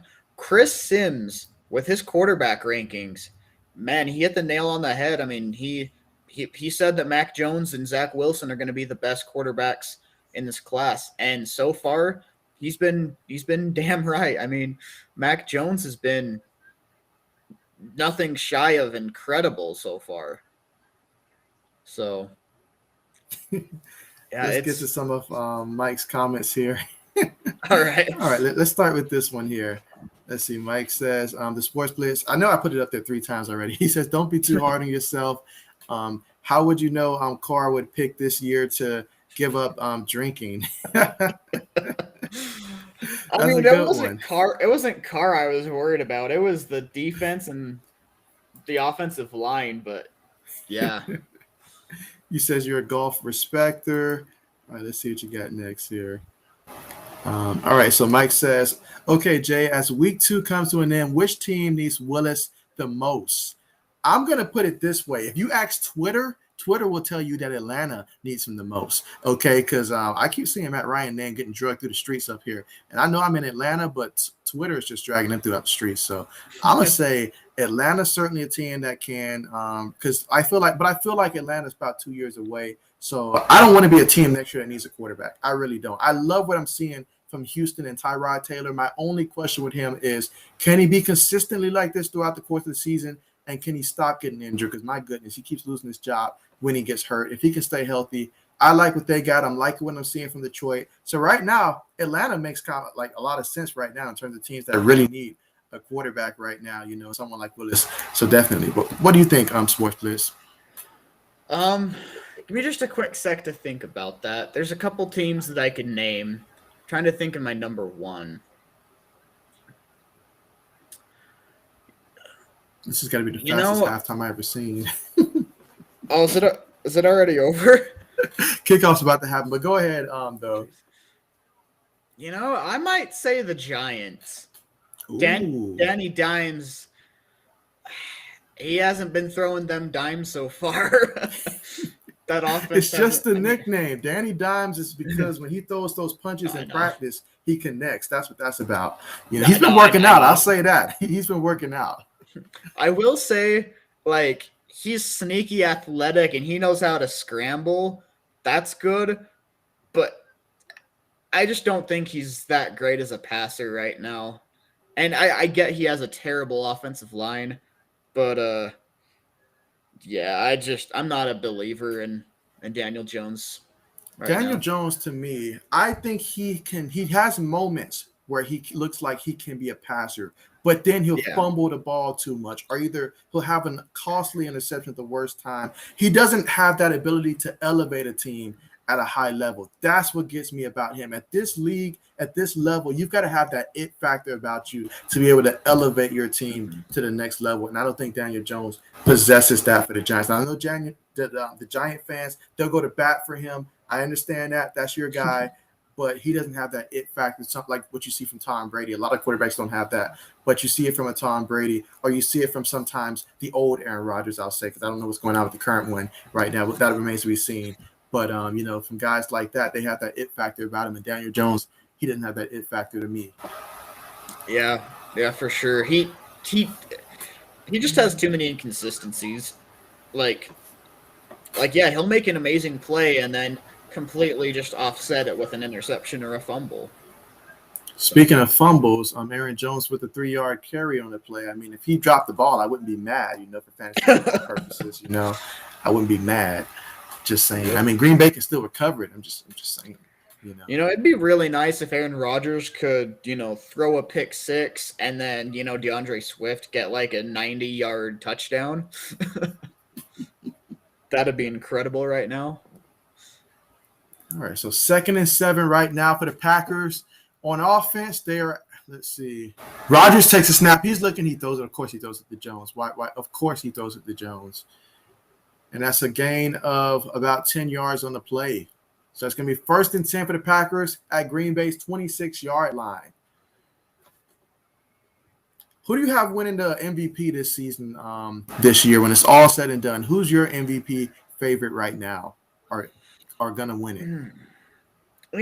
I've got a few guys. I mean, obviously the easy pick would be, like Patrick Mahomes or Josh Allen or something like that. But I don't think we should rule out Kyler Murray. Kyler Murray so far may be the best quarterback through these first 2 games. He has been nothing shy of incredible.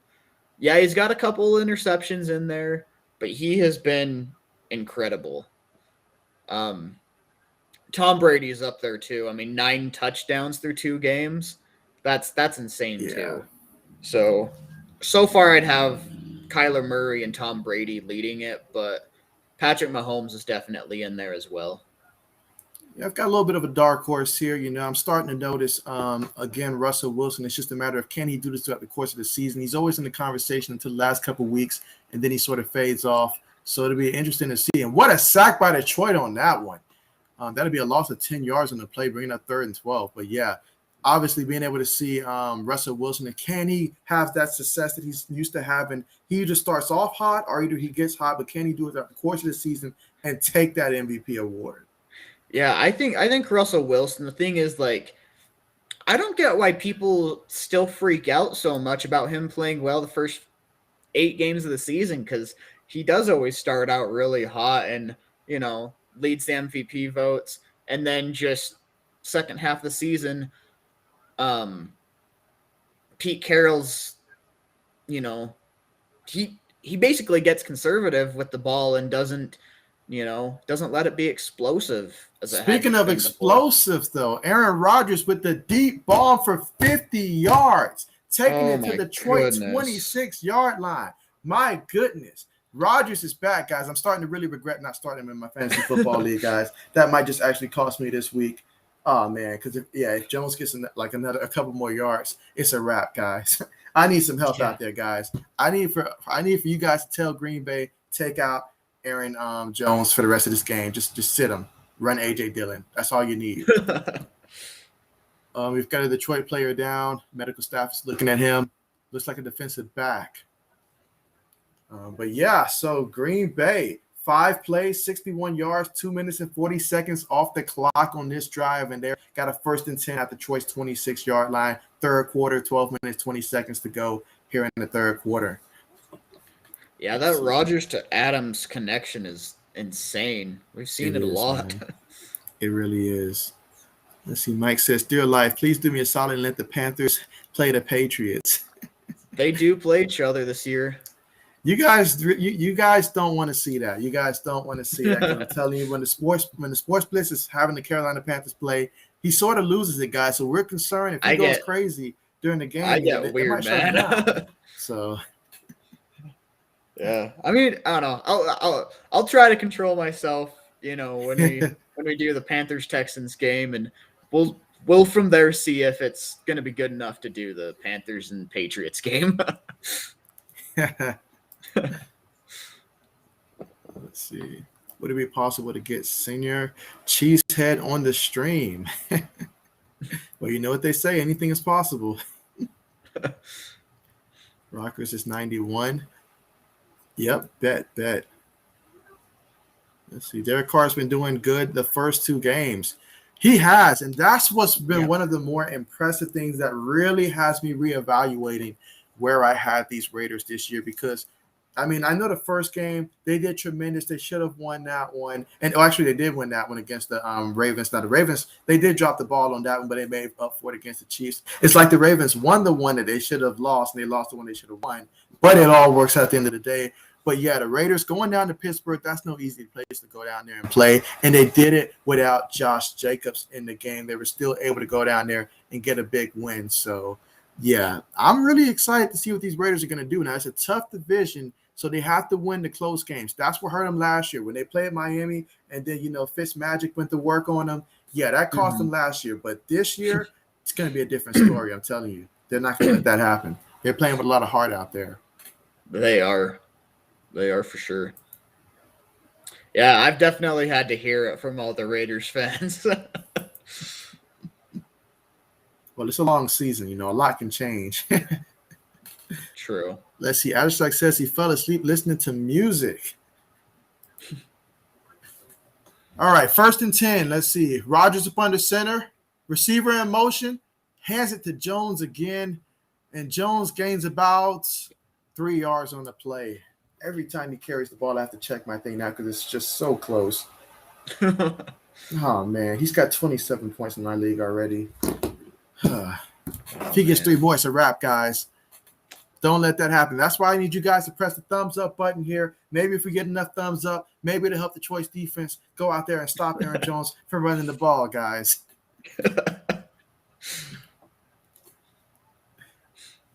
All right, we'll get to that comment there in a second. Let's see. 2nd and 7. Let's see. Fullback goes in motion. Rodgers up under center. Jones still in the backfield. Play fake. He's looking. Rodgers is moving. He scrambles. Picks up a yard. So that's going to make it 3rd and 6. But, yeah, Mike says in one sentence, the Sports Blitz, Dante Jackson. Go. A sentence about Dante Jackson? Yep. I mean, I think he's honestly going to do a lot better this year than last year. I don't really know what else to say without, making it another 5-minute, explanation. That's why he said in one sentence. I'm just going to say I think he'll have a lot bigger of a year this year. All right, 3rd and 6. Rodgers in the shotgun, 3 receivers out there. Jones in the backfield. Rodgers is looking. He throws it, and it's caught for a touchdown. Finally, something that didn't go to Aaron Jones. My goodness. Finally. So a touchdown Packers. 20-17 with 10 minutes and 26 seconds remaining in the third quarter, guys. And we have one heck of a game. But Aaron Rodgers, he's back. He's got more touchdowns and incompletions in this game. That tells you A-Rod is back, folks. And yeah, I'm regretting fully not starting him on my fantasy football team. It's going to cost me this week, guys. What a harsh lesson. Unless coach takes Aaron Jones out the rest of the way, it's going to cost me, guys. I think one thing to – and it's good. Yeah, go ahead. I think one thing to look at is it is the Lions secondary. So I don't know if we can necessarily say Rodgers is back yet. It's not exactly a super tough secondary to go against. But if they continue doing this, then yeah, Rodgers might be back. Oh yeah, I've seen enough. I really regret it. But Mike says, Jay, can we get the 20 thumbs up? That is the question, and I have to challenge everybody that's watching right now. Make sure you pull out your phones here, your laptops, whatever you're using. Go ahead and press the thumbs up button, and let's see if we can get to 20 thumbs up for the video. I'm telling you, the more thumbs up we get, the more people are going to recognize us. And I'm telling you, you never know what can happen. Last stream, we saw what happens when we start pressing the thumbs up. We had a raid happen, and it really wasn't meant a lot for this channel, getting a lot of subs from it. But that happened because of you guys setting the tone with the thumbs up. So let's get that going again. And for anybody that's watching that's not subscribed, definitely make sure you subscribe to my channel as well as the Sports Blitz as well. His description's in the link. So, guys, let's get that going. Let's get that train going. Heck yeah. I see we're only 7 likes away from 20, so it's possible. It's definitely possible. Anything is possible, for sure. Adishak says that's a great touchdown. Absolutely. Hey, any touchdown that Aaron Rodgers throws that's not going to Aaron Jones right now, that is a good touchdown because I need him to stay away from the ball. I need them to put some type of COVID restriction on him in the football, keep him far away from it. As far away from it as possible. I'm only up by 3 points now, and if he gets another 3 points in my league, I'm done. I've got nobody else out there on the field, not even a kicker. So I need the support, guys. Help me be great. Let's see. Mike says the Sports Blitz break rightly says pump the brakes on Rodgers. So everybody's saying pump the brakes on Rodgers. I mean, he was just the MVP last year. I mean, if anything, we should say it was just one bad game against the Saints, And so that could be very well the case. It's like Roger said, it was just one game. He's just doing what he does out there.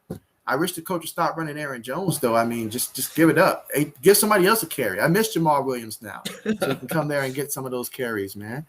But, yeah. And I'm not saying by any means Rodgers is washed up. I don't want that to, say that by any means.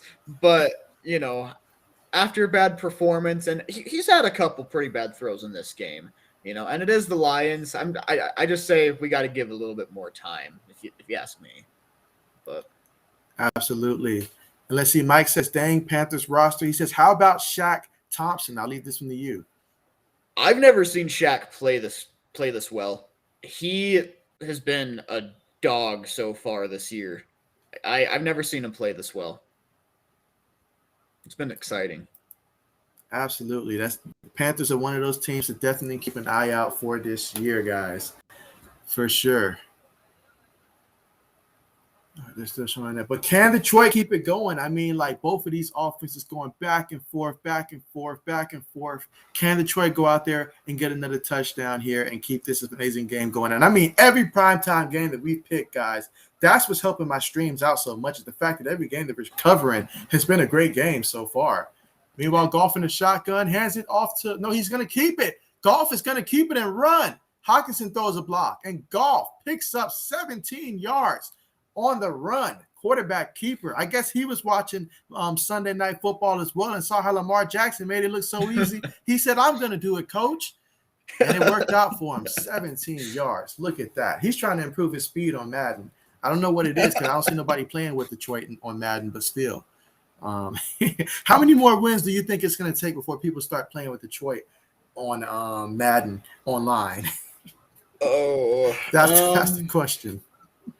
Oh man, I mean, I've seen a couple here and there, but it's definitely not like a common team. I mean, if they can get 6 or 7 wins, I'd say we'll get a couple more people. doing it, but Absolutely. And that's Williams with the reception on the right side for 6 yards. So it's going to be at Detroit's, 48-yard line, 2nd and 4. Let's see what they're going to do. Can Detroit win this game down here in Green Bay? That's going to be a big one. To win at Green Bay, there's going to be a lot of people questioning Green Bay after this one if they lose. Doesn't matter what Aaron Rodgers do. I genuinely feel so bad for Lions fans. They've had to go through so much freaking hurt. I would love it if they could beat the Packers here in Lambeau. And that's Swift on a 2-yard carry there. So that's going to bring up 3rd and about 1. And Detroit's got to get this first down. But they've done a great job, throughout this game, controlling the tempo, making sure that they get that mixture of pass, run. They're doing a fantastic job in this one. I love what I'm seeing from this offense in this one. And, guys, Detroit's offense, don't sleep on this offense right here. We've got to get past the whole Jared Goff thing with the Rams. That was with one team. Sometimes it takes a quarterback to go to another situation, and then he becomes a different guy. I mean, we've seen it so many times throughout history. A quarterback that comes to mind is someone like Rich Gannon, who was a journeyman until he ended up with the Raiders, and it worked out for him. Meanwhile, Goff throws it, and that's Hockenson with another reception. If my team's going down, I need to see if other people in my league are going down too. All right, let's see what else we got here. Did we go through this one? We did not. All right, I'll let you read this one off. Fox, Riddick, and Burns were in a direct competition to see who could pop the quarterback first. Who gets Texans quarterback most? Brian Burns. I'm not even sure if it's a debate. I mean, Morgan Fox and Riddick are good, but Brian Burns is he's a different monster. Speaking of Burns, Detroit's trying to burn him deep, but nope, no receiver in the area code on that one. I mean, all I saw was Green Bay defenders. So, yeah, you might not want to do that too many times. I mean, yeah, if that DB would have had some toe drag swag, he could have had a pick. He could have. That's going to hurt your accuracy on Madden. You can't throw too many of those, Goff. I'm going to tell you that right now. Let's see. Mike says that, Goff is a good QB, needs time to grow. Sometimes what a quarterback needs is less pressure because the Rams, they're a great team, and he's not at that level yet. But you go to a team, low expectations. They're just happy to have you out there. Honestly, they embrace you. You feel like you embrace the city. It works out. The change of scenery is big for him. Let's see. Is this a penalty on the play? No, it's a timeout. All right, so they're going to call a timeout here. And, yeah, 2nd and long. You got to make sure you end up in the end zone. Got to help this defense out because, the defense is looking like they can use Dan Campbell on the defensive line right now. So I think he'd have a lot more aggressive than what they have right now. I don't see much kneecap biting yet. Ooh, Azashak. Azashak says that my friend said he needed Mason Crosby to get 30 points in fantasy. That's a hard ask, my friend. A very hard ask. It won't happen tonight. Unless extra points in your league is worth like 10 points, it won't happen tonight. I'm sorry. So better luck next week. Right now, that's all I can say for people because my team's about to go down as well. So, yeah. Yeah, I already lost in my league because I've got a league that for running backs, if they hit over 100 rushing yards, they get bonus points and stuff. So Derrick Henry had 70 fantasy points. So I was just done for coming into this game. If Hockenson gets another reception, then my friend's going to lose his league for sure. He's only up by 1 point. So we're all like literally 1 point away from disaster. Meanwhile, Swift with a 2-yard carry. So, he literally can't get another reception. Well, his odds are better than mine because I don't need Jones to get another carry right now. And that's not going to happen. I mean, unless the carries, get slammed in the backfield for -8. I don't think Detroit knows where the backfield is right now. Like they literally can't find anybody until they're about 5 yards down the field already on defense. I mean, they've gotten after Aaron Rodgers, but their run defense looks rough right now. Yeah. I don't know why they're not running A.J. Dillon more. Meanwhile, Goff takes it. Green Bay brings pressure, but he throws it. And it's completed, but he's going to be short. This is going to be 4th and 1. I feel like you gotta go for it because your defense has been playing so bad in this game. You gotta go for it. So I would go for it here.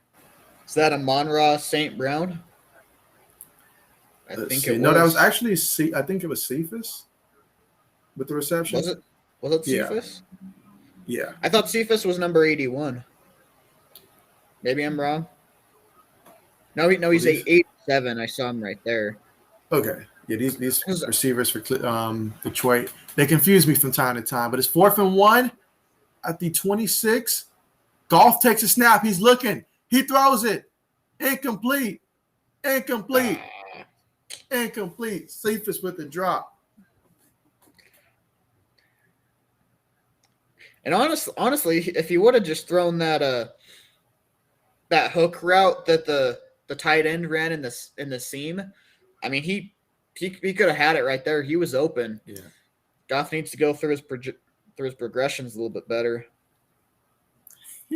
Mike says, "Old lady Ford must be a cheapskate. I never heard of any of these Lions receivers." I was surprised they let both Galladay and Marvin Jones go. That was a big surprise to me. I wasn't surprised. Like if I put myself in their shoes, and if Matthew Stafford's gone and this team's already bad, there's no way I'm sticking around. I'm about to go test the market, get paid. I'm not staying around. There's no money they can really offer me to stay. I mean, I understand it from Marvin Jones' standpoint, but in terms of like Detroit, it's like, why would you not try to at least keep one of them? Oh yeah, they probably did call him. Their agent probably said you've been blocked from my particular agent receiver. So I'd have told my agent, like, don't even entertain this. We're out of here.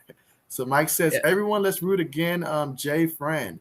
And so do you mean root against for Hockenson? And so, I mean, if my team goes down and all like that, then, hey, let Hockenson go ahead and get another reception, But if Aaron Jones doesn't get another one, then okay, because we're still in the same division, me and my friends. So, if my guy goes down, I need this guy to go down too. So if he's watching the stream, sorry about that, but it is what it is.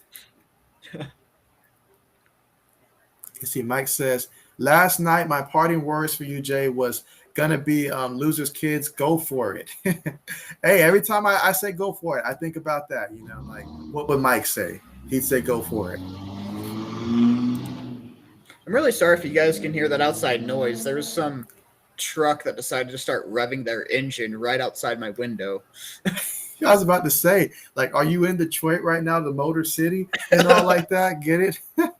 No, I'm literally just I'm even on the 3rd floor outside a road that's not even that busy, but some guy decided to start revving their engine and being loud. I'll let you take this one. Quintus Cephas is criminally underrated. I mean, I agree. I mean, I wouldn't call him like a high-end receiver, but yeah, he is very underrated. My biggest problem in fantasy football in one of my leagues is the simple fact that I keep starting A.J. Brown because I know it's A.J. Brown when I should be starting Brandon Cooks. And so I've got to get past the name, get past the projections they keep giving him. And I got to start Cooks. Cooks going off. Oh, my goodness. Rodgers going deep. Oh, incomplete. He tried it there. It was there. Although for the next few weeks, Cooks is going to have Davis Mills instead. Yeah, that's true. Plus, that was interesting, though. Yeah. Yeah, go ahead. Plus, they also face a tougher defense this week, though. I mean, I'd like to think our defense right now is tougher than Cleveland's.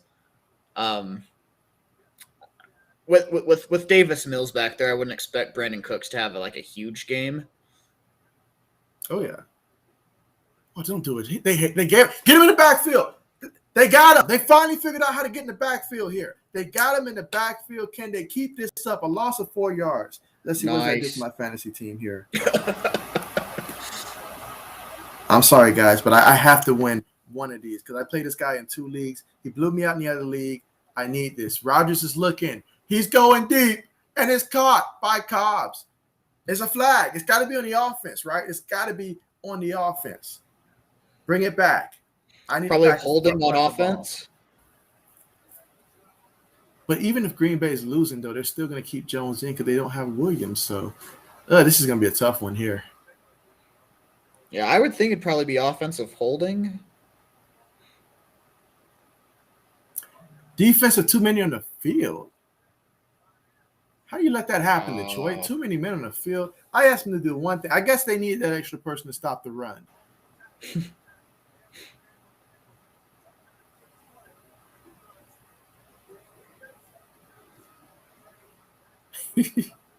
Is it just me or does Eli Manning look really old? Like the way he's just sitting there looking. I mean, at least he doesn't have Peyton's forehead, though. Peyton Manning has a big forehead. Rodgers up under center. Gives it to Jones. Come on, get him in the backfield. Flag, thank you. Penalty. Good call, ref. Good eyes, ref. That was holding on the offense. Bring that back. Yeah, bring that back. I mean, they picked the two people that was like my least two favorite people in the entire league. They picked to host this month, to be on this Monday Night Football thing, Peyton and Eli. Couldn't stand either one of them. Really? I love Peyton Manning. Well, you got to remember now, as a Patriots fan, you know why I wasn't too fond of Eli Manning. But for Peyton Manning, there was always the whole comparison early on. Peyton's better than Brady. And I'm like, no, he's not. Brady's better than Peyton. Peyton's just had better receivers and all like that throughout those years. I mean, he played with so many Hall of Famers. Give me Marvin Harrison. Give me Reggie Wayne. Give me Dallas Clark. Give me all those guys he played with, that top-notch offensive line that he had when he was playing in Indianapolis, and then those targets he had in Denver. Give me all of that. I mean, I'm not gonna get into the debate between them, but just as a person, I really like Peyton Manning. I think he's a really, really cool guy. Oh yeah, I mean, now that he's retired, I mean, he's cool, I guess, you know. Let's see, Mike says, great. Jay, of course I'm rooting the Lions. He says, I'm not a monster. Let's see, Mike says, you laugh at sports blitz, but you can draw plays on Peyton's forehead. You really can. You really can. Yep. I mean, you could be like his barber trying to, give him a haircut, and then all of a sudden you got to pull an Omaha and all like that because it's like the way it's all shaped and all like that. I got to charge you extra, buddy. I got to charge you extra. Yeah, but it's 1st and 10 right now. I mean, penalties are really, really changing some things. Please tell me that's A.J. Dillon in the backfield. They hand it to him. No, it's a play fake to Dillon. Rodgers is looking. Offensive line's doing their best. He throws it. Is it? No, it's incomplete. It's too much to ask for an interception from this team. There's still way too much time in this game to keep Aaron Jones from scoring or getting any yards or anything. Might be a lost cause, guys. I should have started Aaron Rodgers tonight. I wouldn't have to worry about this if I did.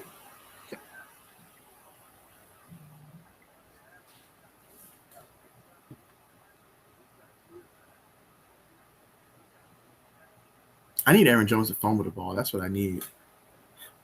Anything that can make it just drop a lot more. All right, Rodgers in the shotgun. 4 receivers on the play. Jones back in the backfield. Rodgers takes a snap. He's looking. He throws it to Cobbs, and Cobbs gains 2 yards on the play. Make it 3 yards. So that's going to be 3rd and 7 at Detroit 47-yard line. Can Detroit get a stop here? Because they need to make a stop here at some point. Yeah, I'm a lost cause in fantasy now. I'm now down by 40, and DeAndre Swift hasn't done crap. Wow, that's a lot to overcome. Rodgers has it. He's looking. He throws it, and it's caught, of course, by Cobbs. Gain of about 2 yards on the play, 1st down. So, yeah, Aaron Rodgers, he's out there. He's throwing. That almost looked like an illegal formation by Green Bay. We'll save the penalties for whenever Jones carries the ball. I need them to negate those carries. I'm going to need the referee to step in about 17 more times tonight. That's great. Come on, Coach. Who we got in? Oh, we got Jones in again. Come on, man.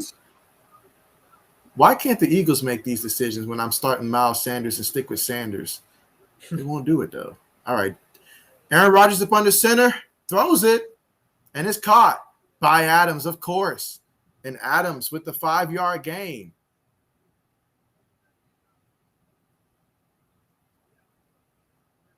So, yeah, we're looking at 2nd and 5 at the Detroit's 33-yard line. This drive alone, 7 plays, 42 yards, 2 minutes and 39 seconds off the clock. Let's see what happens after this.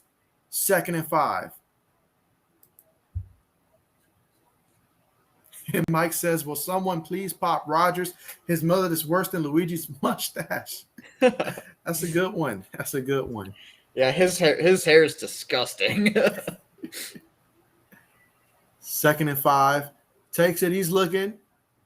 He throws it, and it's caught by, of course, Adams, who takes it all the way to the 11-yard line. And, man, I wish he would have taken it all the way if he's going to score. I mean, because I cannot have Jones get another carry. Come on, Coach. Put in A.J. Dillon.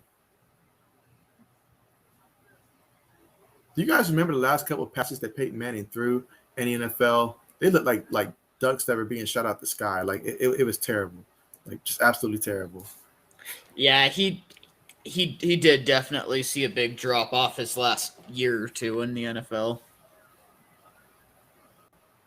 Right, so they're going to hand the ball off. Jones is running. Get him in the backfield. Get him.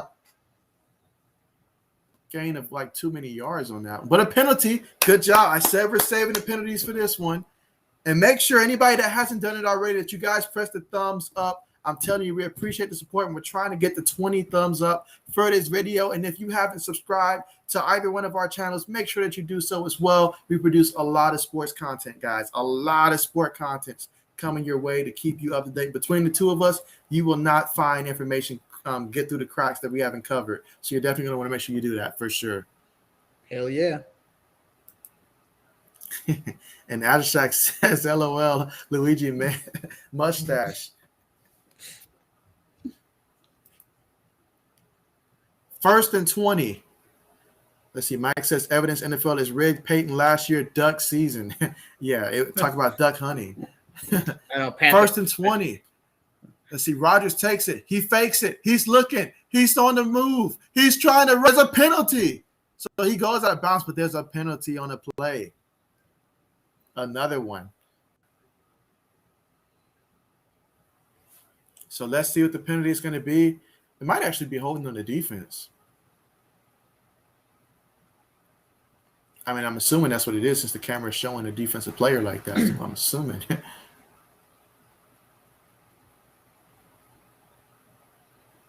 Yeah, maybe that or like hands to the face or something. I don't know. Yep, holding on the defense. Okay. So it's going to be 5 yards. Okay, so that's going to put them at what? Detroit's like 16?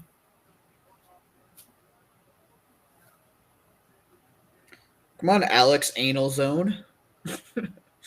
What? His last name is Anzalone, and I like to call him Alex Anal Zone. All right, shotgun formation. 2 receivers up top. They hand it to Jones. Get him in the backfield. This is your chance. Rip the ball out. Rip the ball out. We don't care about the whistle. Rip the ball out. Well, he didn't gain any yards. That's good. I need for him to lose a yard, though, but I'll take it. The Detroit's finally getting the clue. If they stop the run game here, you can make life a little bit more difficult for this team. Uh-oh.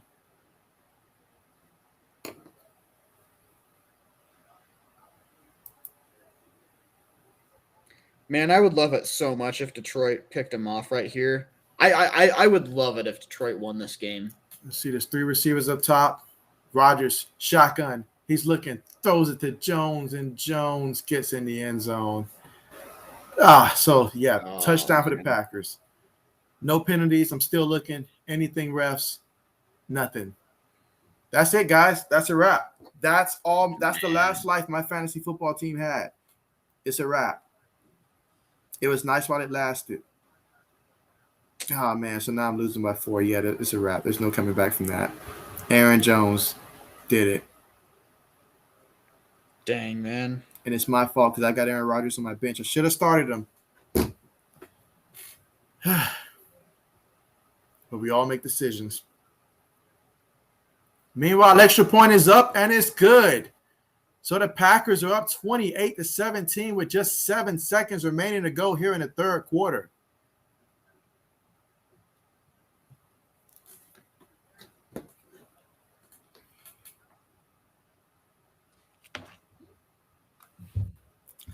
Yeah, so the dude that I'm playing just sent me a text saying that he's sorry he had to do me like that. So, yeah, it's just tough because I lost him in the playoffs. It's very aggravating to lose to this guy. Oh, man. Mike says F in the chat for J Fantasy. Yeah, guys, this was tough, but took an L. So next time, best believe I'm not betting against Aaron Rodgers. Let's see. Ashek says I thought the Lions had it too. Appreciate you guys.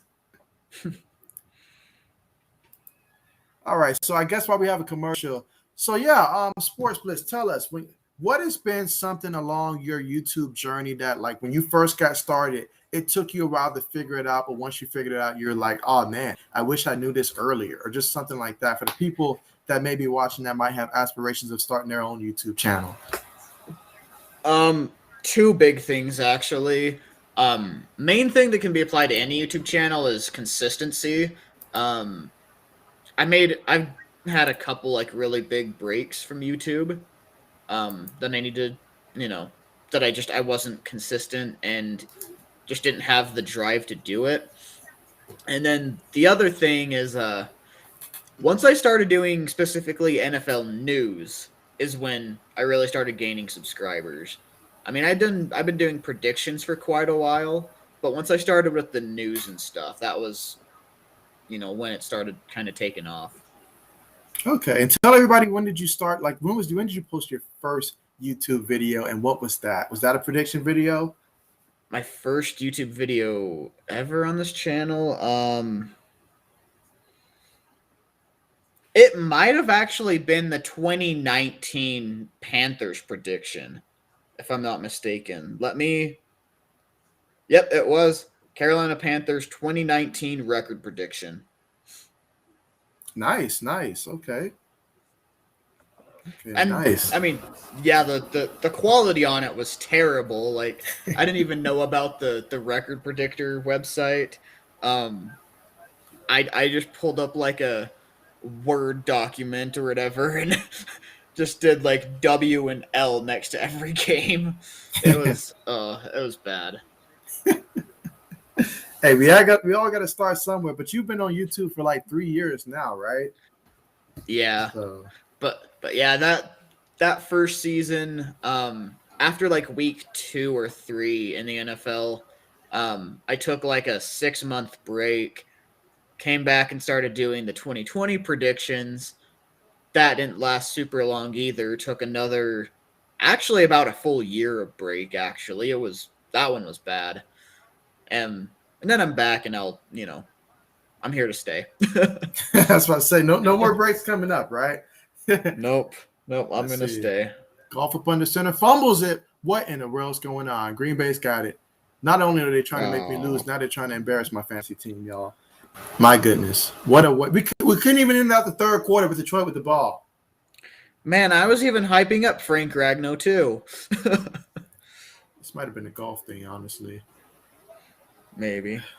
When you put your faith in Goff. Well, guys, at least we still have each other here, so that's a positive. Yep. Because that's tough. That's tough. Yep. Let's see. There's another one. But yeah, everybody make sure to smash the like button. We're still 7 away from 20. Let's see. Mike says, AJ Boye, how long is he out for? Do you happen to know this? His suspension is over now. The Saints was the last game that he's out for, so he will play this Thursday against the Texans. It was a 2-game suspension. Nice. Yep. Nice. So yeah, that should make our defense even better now. Right? All right, so we're gonna see Rodgers go out there. So unless Jones just fumbles the ball out here, I can't. No, that's too much to ask for. But yeah, let's see. He says the game is over.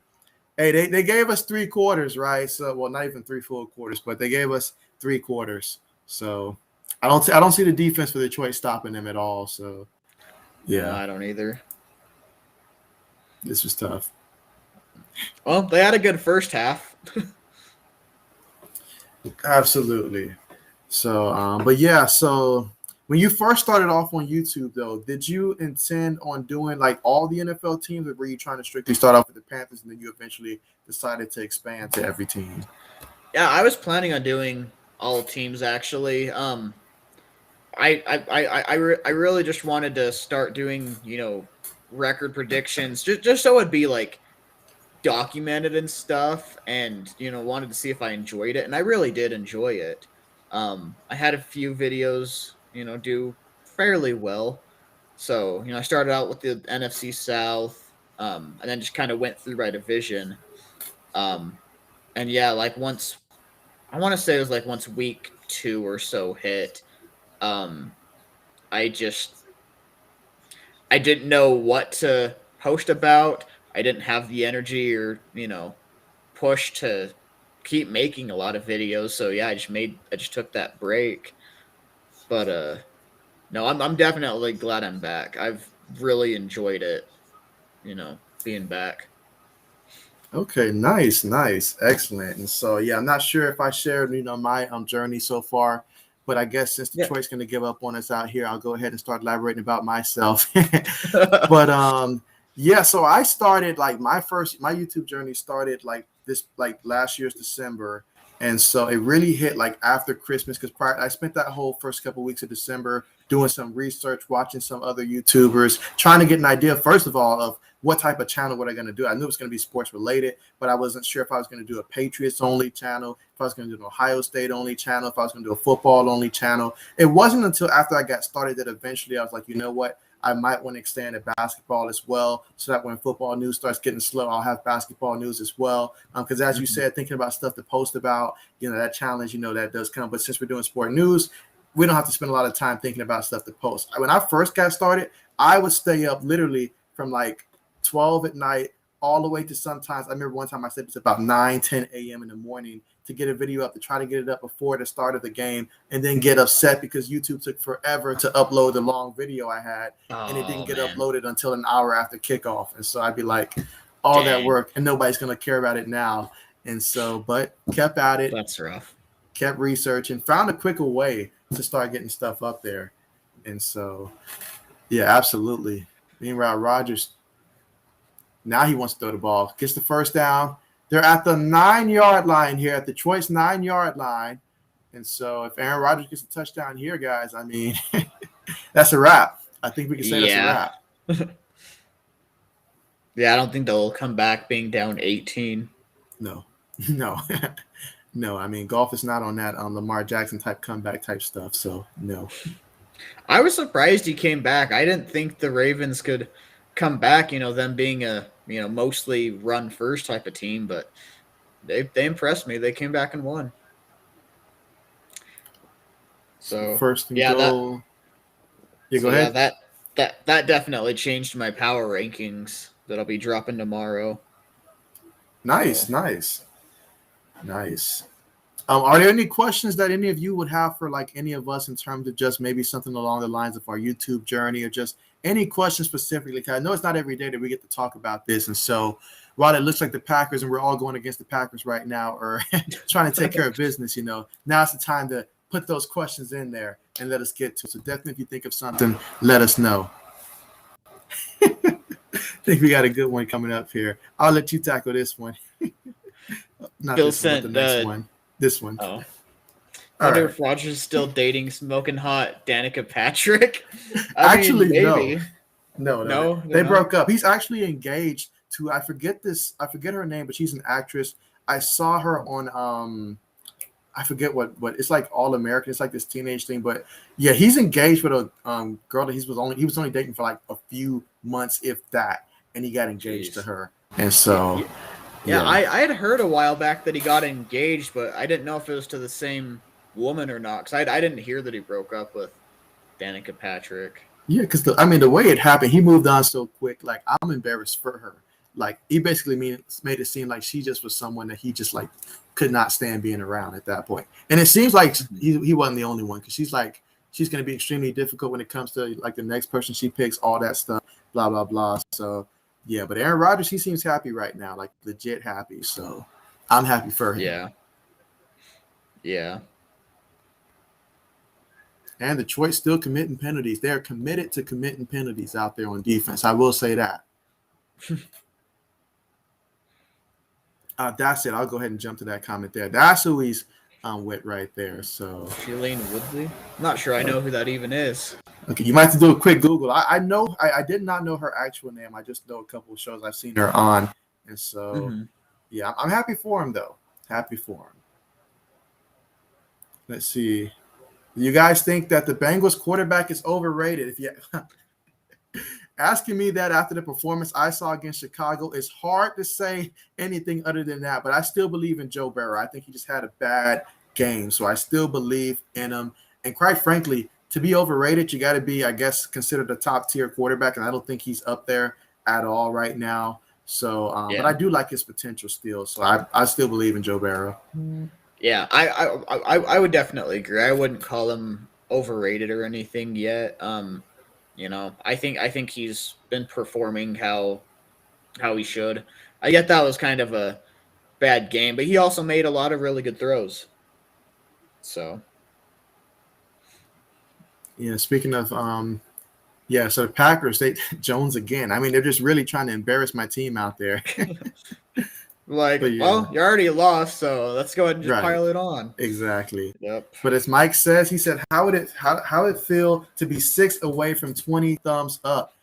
It feels great. We love the support, guys. I mean, we really do. And this is only going to get better from here. I mean, as you've seen, like anybody who's been here throughout most of my YouTube journey this year alone, you've definitely seen I went from like the first couple of things to I had an awkward angle that I had the camera that was kind of like looking up at me, kind of like almost from like a sprinkler type of setting. If you saw the angle of it, it sort of looked like that. And then I used to get like complaints on my comments, but I didn't have a laptop that had a webcam to it, so I had to connect this like old thing that I used to use back in the day. So finally upgraded from that, had a laptop that actually had a webcam, and even then it wasn't that great. Bought a camera, but the angle still was from the side, but that was a little bit better. Then I finally invested a lot, bought me an expensive gaming laptop so that way I can stream it from it, because everything else was failing. I wanted a laptop that I can also game on as well.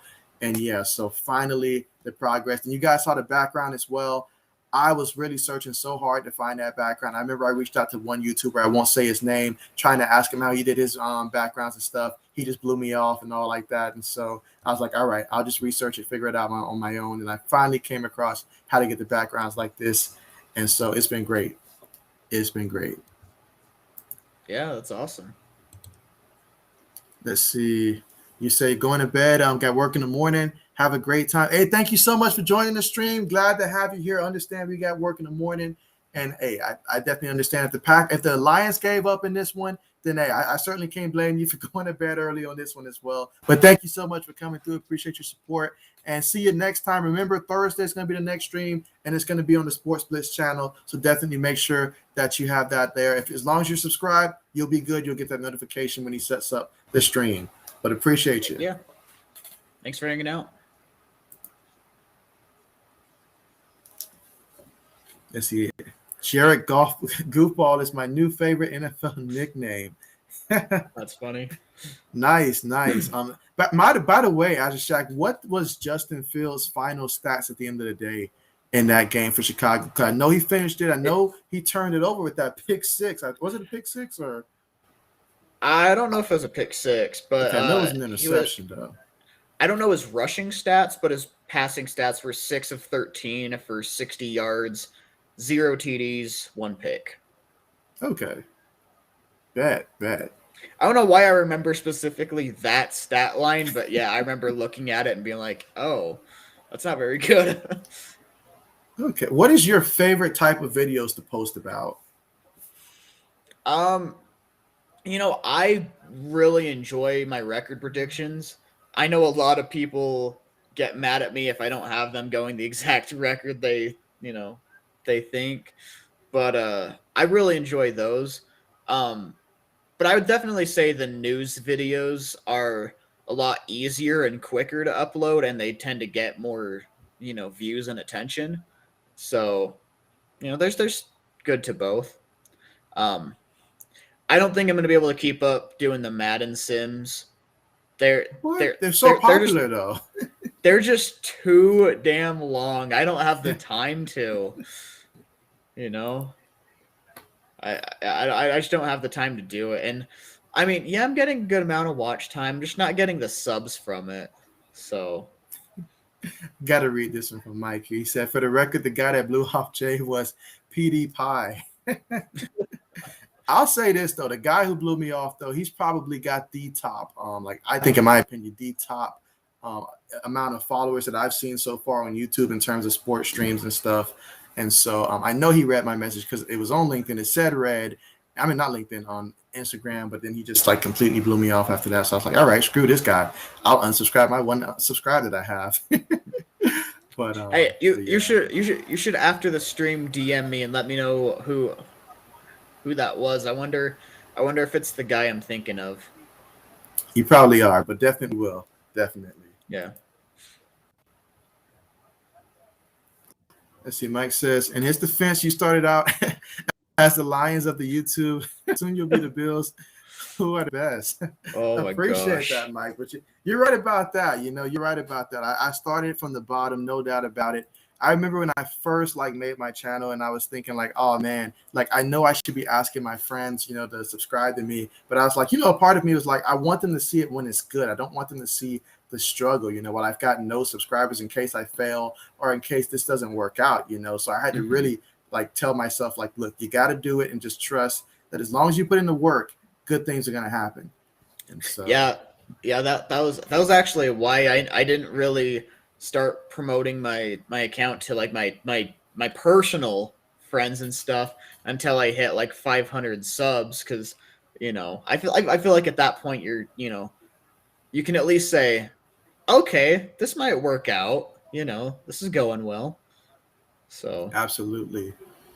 I mean, once I reached a point where I had exceeded I want to say 350 subscribers, especially since this all happened, within the span of really once March hit and free agency hit. Because prior to March, I was still trying to figure out what am I going to do? How am I going to get subscribers? I was like, this might take me 3+ years, maybe 5+ years to even get 500. I was like, I don't know how long this is going to take. But when March hit and I saw how the NFL news was just catching on like wildfire, especially if I got it up first before the big channels and all like that started going, and I was like, oh wow, this could really work out. So yeah. Well, and I remember thinking too, when we first started working together and everything, I remember thinking dang, how do you upload 10 videos a day and everything? That's crazy. But then seeing the NFL news is I feel like it's almost easier to get it out real quick, because you just quickly talk about it, give your opinion on it, and people like the quick news and everything. I don't know if you know on Instagram, what's that account that always posts the news? It's JFB football or something like that. I can't remember the account, but they post a ton of NFL news. So I'm like, dude, we should be the YouTube version of that. Right. Just get out news super quick. And I was thinking when the NFL draft comes, I was thinking about just staying right at my computer for it and uploading a video for every single draft pick as it comes out. Ooh. I feel like that'd be a really good way to just rack up views and even subs. Yeah, I mean, that's one thing that I guess, looking at what I've done so far that I didn't take advantage of that much. I took advantage of post-draft when it came to the undrafted free agent stuff. I took advantage of that, but when it came to the actual draft itself, like that's probably the one time that I let the inner fan in me get the best of me. And I was like, you know what? I just want to sit back, watch the draft throughout that draft and just enjoy it like everybody else is doing as opposed to actually posting on it. But shoot, on game day, I'm out here, got my team to the side, got the NFL red zone in front of me. And then outside of that, I've got my camera pulled up here and I'm ready to record the moment that something goes down. Now, what's been getting me lately is that you'll see something that looks like a terrible injury, like with Jerry Jeudy. And so then I'll post like, oh, it looks bad. But then it's not as bad as it looks. And then everybody's looking at me like, you said it was bad. And I was like, no, I said it. I thought it was. Right. Like at the time, that's what we were thinking. Yeah. Well, and it was crazy too, because like on that fight video that both of us got a ton of views from, people would be commenting saying this video quality is trash and everything. Like, why would you even post this? And it's like, it's not like we have special access to a cleaner copy. Like, we have the same access you do. We're just getting it out so you guys can see it. You know, exactly. There's some people that really get rude about some of that stuff, and I just can't help but laugh about it. Meanwhile, we are at 14 likes now, so definitely let's see if we can get the 20, guys. 20 thumbs up here. Let's see if we can make it happen. We still got time on the clock here. And yeah, I mean, Green Bay's clearly taking care of business out there on the field today. That's evident right there. So let's see if we can take care of business here in this stream and get the 20 likes. That'd be amazing. Yes, sir. And definitely, if you guys have any more questions that you guys have for either of us, definitely put that in the chat section as well. This is the perfect time here as we watched pretty much the burial of what was a good game in the first half fall apart. Yeah. And so one thing that I did, like, I guess for me, my biggest fear, I guess, as a YouTuber, even now, is how much gaming content is okay to put out, because I know I put out a lot of sport news. And so sometimes, like putting something different up, like, gaming content, I'm like, I don't want to risk it and then like put too much gaming content and people start unsubscribing and stuff, because this channel, is supposed to be primarily sport news as opposed to gaming. I'll do it from time to time, but I make sure it's like really like late at night and stuff like that, to where, like people are usually, I guess, sleeping and stuff. Sport news is already done, but yeah, give me your thoughts on that. Yeah, I mean, I used to actually do a lot of like video game streaming on a different channel. I kind of lost the desire to do that and kind of stopped that channel, but at least on here, if I want to do like Madden, Madden with viewers, like, I always think that's fun, and still fits kind of what I'm trying to do, with football. But, if I were to play really like any other like non-sport related game, I usually just play that, kind of just in my free time. Okay. But, Nice. Okay. And yeah, so Green Bay's up 35-17, 8 minutes, 21 seconds left to go. They got control. They've got the ball. And they finally seem like they put in A.J. Dillon, but it's way too late. The damage has been done. Rodgers is still looking to run. He's looking to throw. And he completed. Rodgers is really trying to show me what would have happened if I started him. If we could only have do-overs. He really likes rubbing it in against the Lions.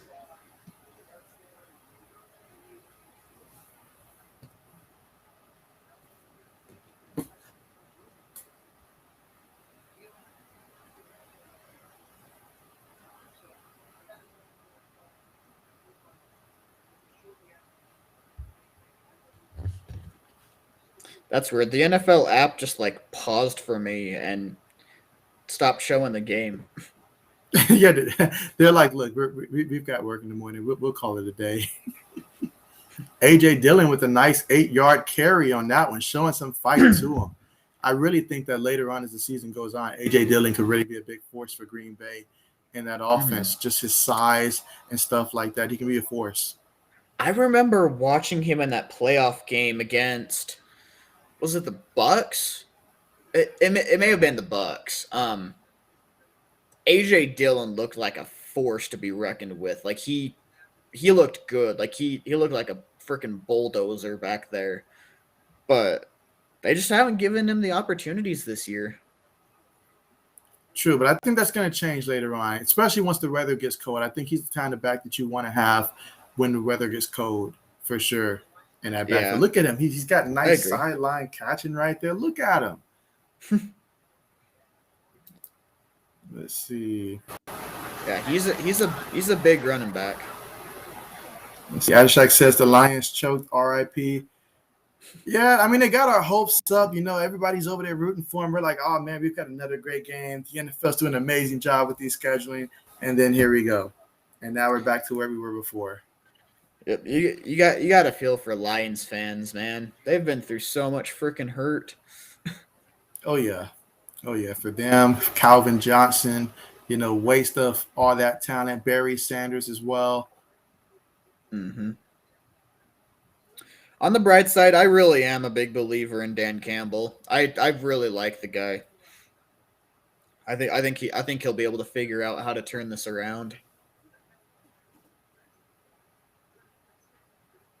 Okay, so in the NFC South, who is your least favorite team in that division? Just Saints. Ever since you've been watching. You say the Saints? Saints. Why the Saints? Saints fans are obnoxious as hell. I would say the Falcons too. I mean, the Falcons always play dirty against us. Yeah, they always play dirty against us, but no,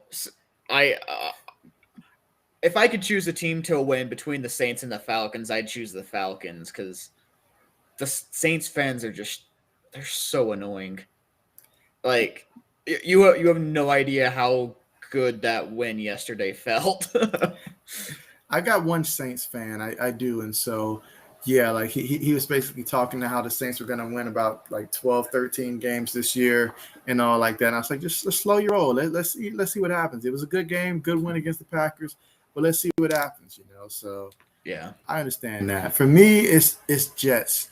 It's the Jets. Like no other fan base in the AFC East can irk my team like the Jets can. Like even if we're beating them, they just still talk. Yeah.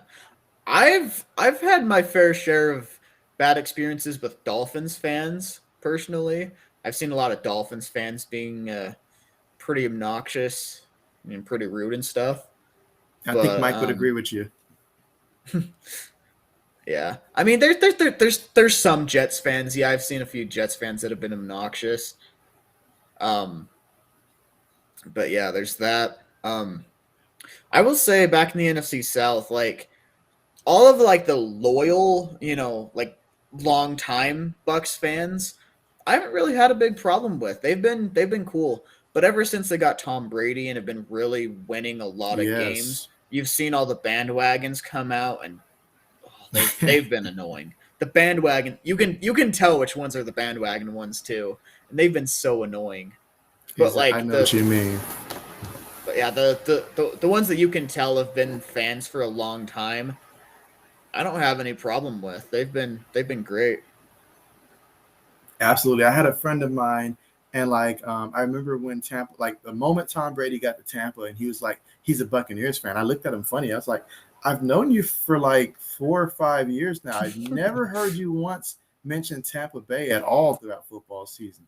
He's like, yeah, they were just bad, so I never mentioned it. And I was like, okay, I guess. Dude, I honestly kind of feel for my friend a little bit. So he never really watched like a ton of football, but was kind of just a Steelers fan because he back in the day he ended up getting like a Le'Veon Bell jersey for super cheap. So you know he just kind of claimed to be like a Steelers fan, but this year after hanging out a lot, he was like, you know what? I really want to watch football and just really pick a team to be a fan of.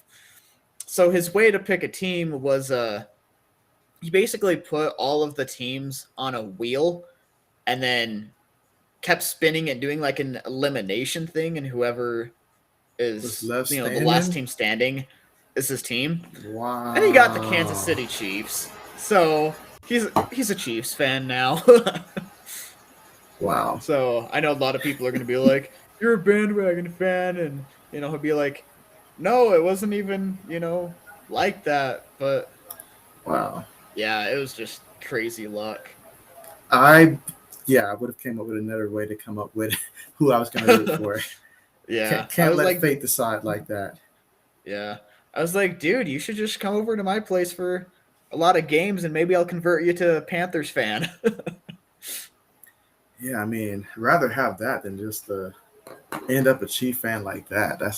That's crazy. Yeah.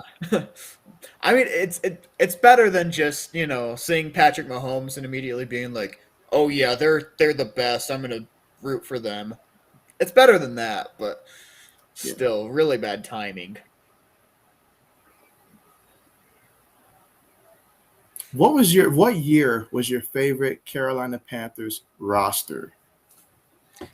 Well, I mean, obviously 2015, but I mean, we had a really good roster in 2013, 2017, 2018 before Cam got hurt was also really good. Like we started out 6-2, and we're looking like a real force, but Cam got injured, and we just went on this losing streak.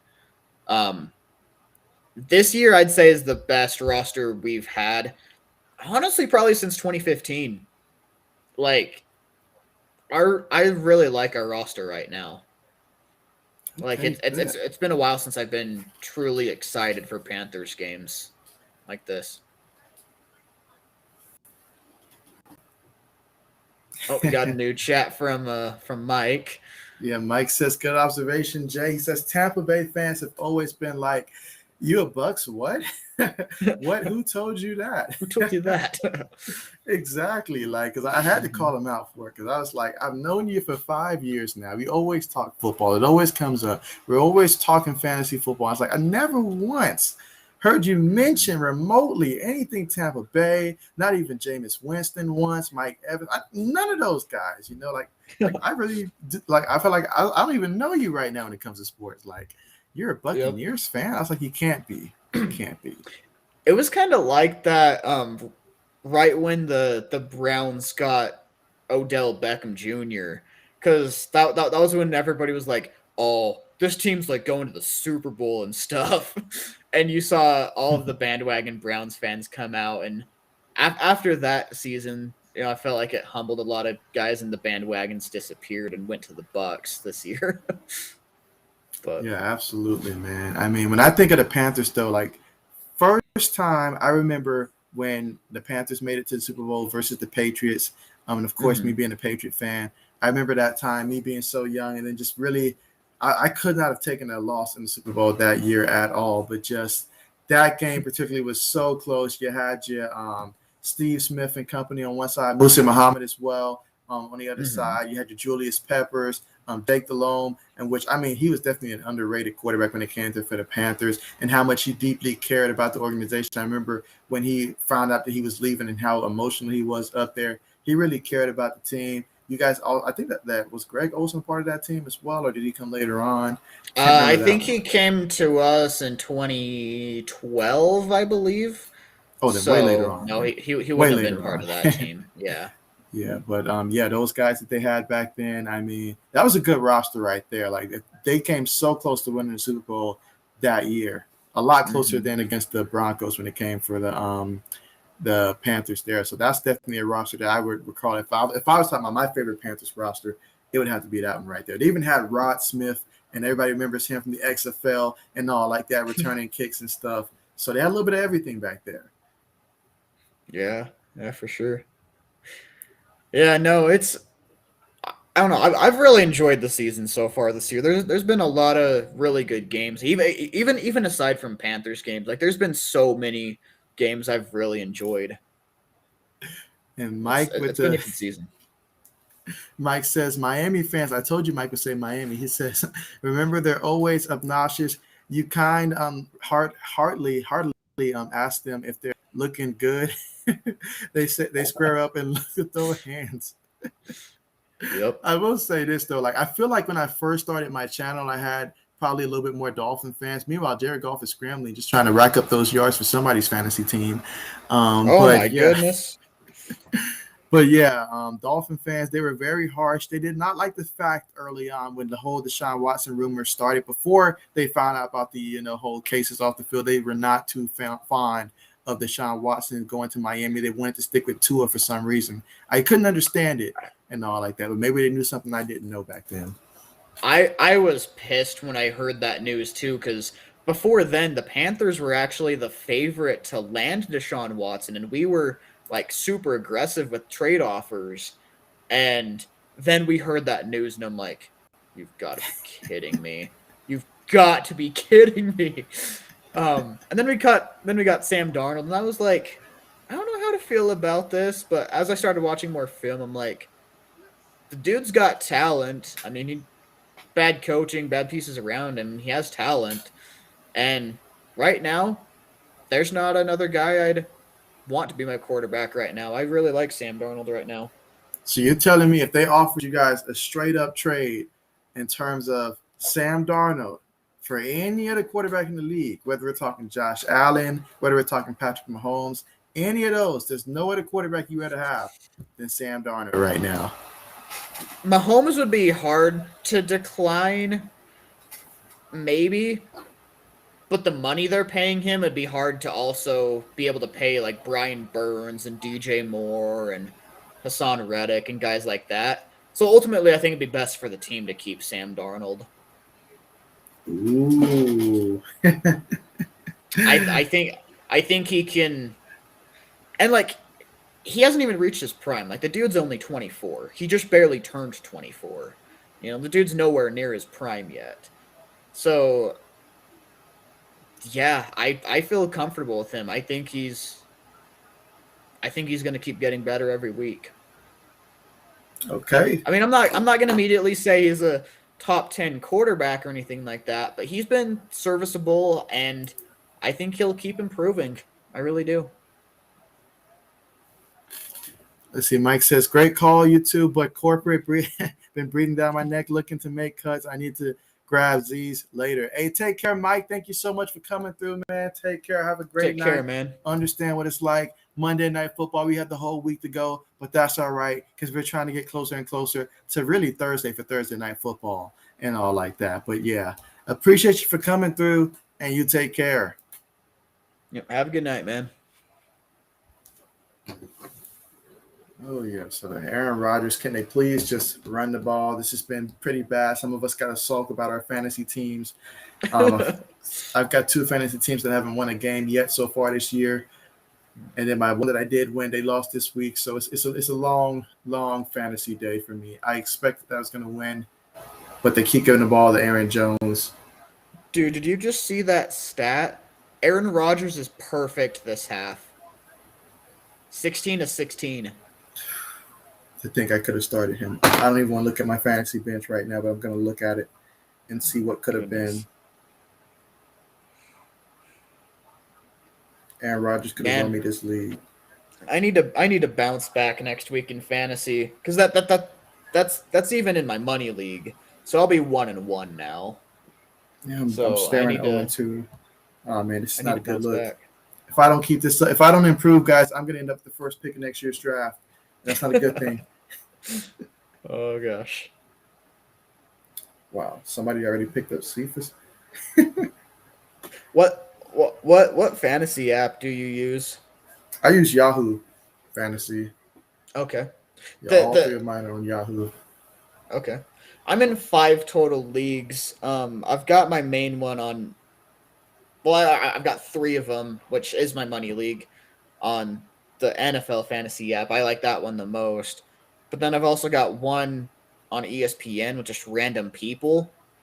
And then I've got one on the Yahoo fantasy app, which I've never used before. That's really new to me.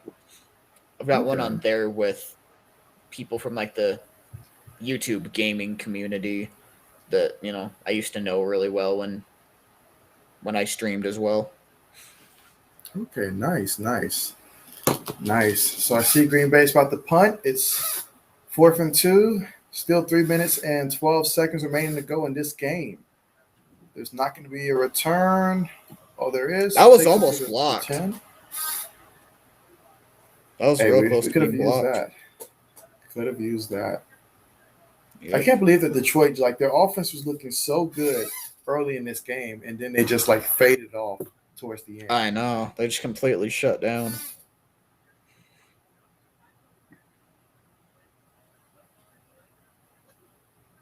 Well, and their defense wasn't doing them a lot of favors either. I mean, they've allowed 21 points in this half. Right. Yeah, I mean, they didn't do them any favors last time either. I mean, Detroit's defense is not in the business of doing favors right now for anybody. No, they're not. Wow. So far, between two games, the Lions have allowed an average of 38 points. 38 points per game. That's rough. That's crazy. That was a nice hurdle by DeAndre Swift. Yeah. I mean, I wouldn't be risky. Well, that's right. Somebody needs Swift. Was it you that said you needed Swift to go off with your friend or you? Yeah, it was me, but Aaron Rodgers kind of just said, "F your fantasy team." It's the errands today. And so Azure Shack, let's see. It says JB&M Sports Blitz over Joe Buck and Troy Aikman all day, every Appreciate day. that. I will say this though. Joe Buck drives me crazy. Meanwhile, nice carry on. Well, nice run after catch on that one. Oh, nice. It's just too bad this game isn't closer. I know. But yeah, I mean, I would personally love to be able to work on like ESPN, Sports Center, something like that. That would be a dream come true. Like I would definitely do that. You talk about your followers jumping up so much to YouTube, we'll have to stop, like pull them all the way and verify for days on top of days. I know, dude. When I saw on Twitter that Marcellus Wiley followed me, dude, I was freaking out. I was like, could this be like a big moment for me? If I could even get him to just retweet one of my tweets, that'd be huge. If we can get him to join us for one of the streams and stuff like that, that'd be huge. That'd be really big too. Yeah, but yeah, he hasn't replied to my DMs or anything, so I'm not sure that's gonna happen or anything. But maybe he'll get around to it once maybe he's got a lot of people in his DMs right now. Probably. I mean, yeah, he has 300,000 followers, so he's probably got probably got Azure Stack type of problems. So many people in his DMs. Yep. I see there's 5 people in chat now. If any of you guys haven't liked or subscribed yet, definitely be sure to do so. I mean, even 15 likes tonight would be awesome. We're wanting to hit 20, but even 15 would be awesome. Yeah, absolutely. We promise if the game is a lot more competitive, we would keep that play-by-play going for you guys. It's just this one got out of hand very quickly, so we just freestyle from there. Exactly.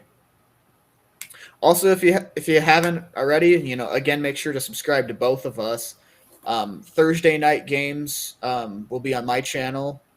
Links in description. Monday night games will be on JB&M's channel.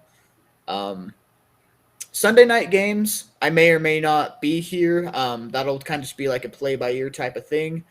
But yeah, definitely be sure to join the community.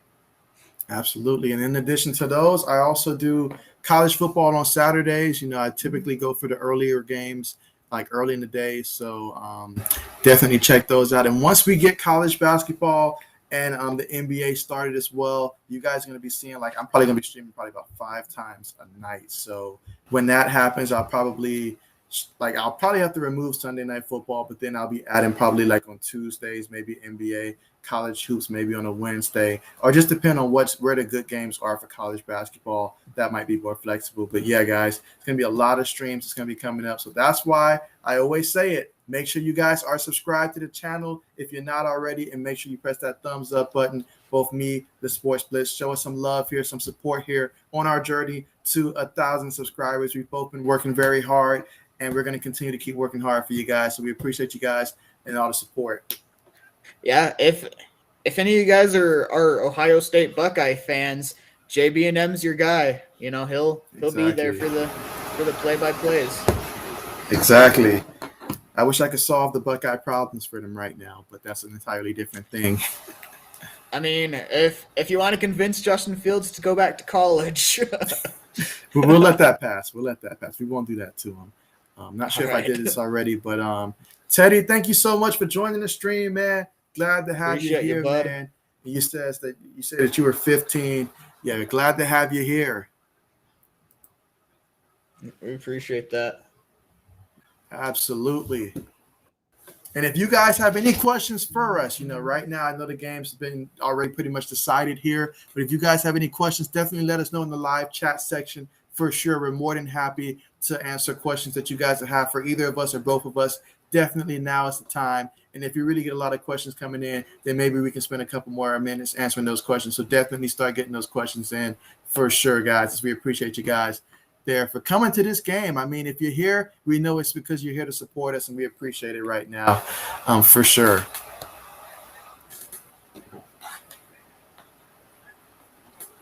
All right, let's see. 3rd and 3, coming off the 2-minute warning. No backs in the backfield. Swift in motion. Goff in the shotgun. Goff takes a snap. He's looking. Pass rush gets there, and it's going to be incomplete. Threw it to the ground. Bringing up 3rd and 3. So, yeah, Jared Goff. I mean, he was off to such a great start in the first half, but then the second half came out. Green Bay made some adjustments, started playing a lot tougher, and honestly, Detroit just couldn't make the big plays when they needed to make it on offense. And defensively, I mean, Detroit's just been MIA defensively. Like, I don't think they made more than maybe one stand all game long, if I'm not mistaken. Like, at least it's felt that way. So yeah, their defense hasn't been getting the job done. It's been very, I guess lethargic is the word to use. We have a timeout, I believe. Yep, timeout called by Green Bay. Green Bay.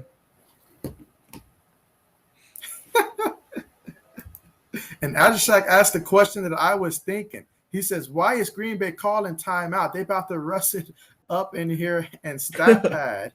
I was wondering the same thing. Why are they calling timeout right now? It makes no sense whatsoever. Green Bay's got the game. It's done. I get it. You lost last week, but it doesn't matter how many points you scored this week. You cannot make up for last week. This isn't college football. You don't get extra points for running up the scoreboard. I don't know what they're doing out there. Right. Well, and it was like it was either last year or the year before. I don't remember who they were playing, but the Jets were playing someone, and the game was already lost. Like, it was like a two or three possession lead, and they only had like a minute left, and Adam Gase was still calling timeouts and stuff, and like even the players were like, "Dude, it's over." Right. It was bad. Adam Gase for you. He's just.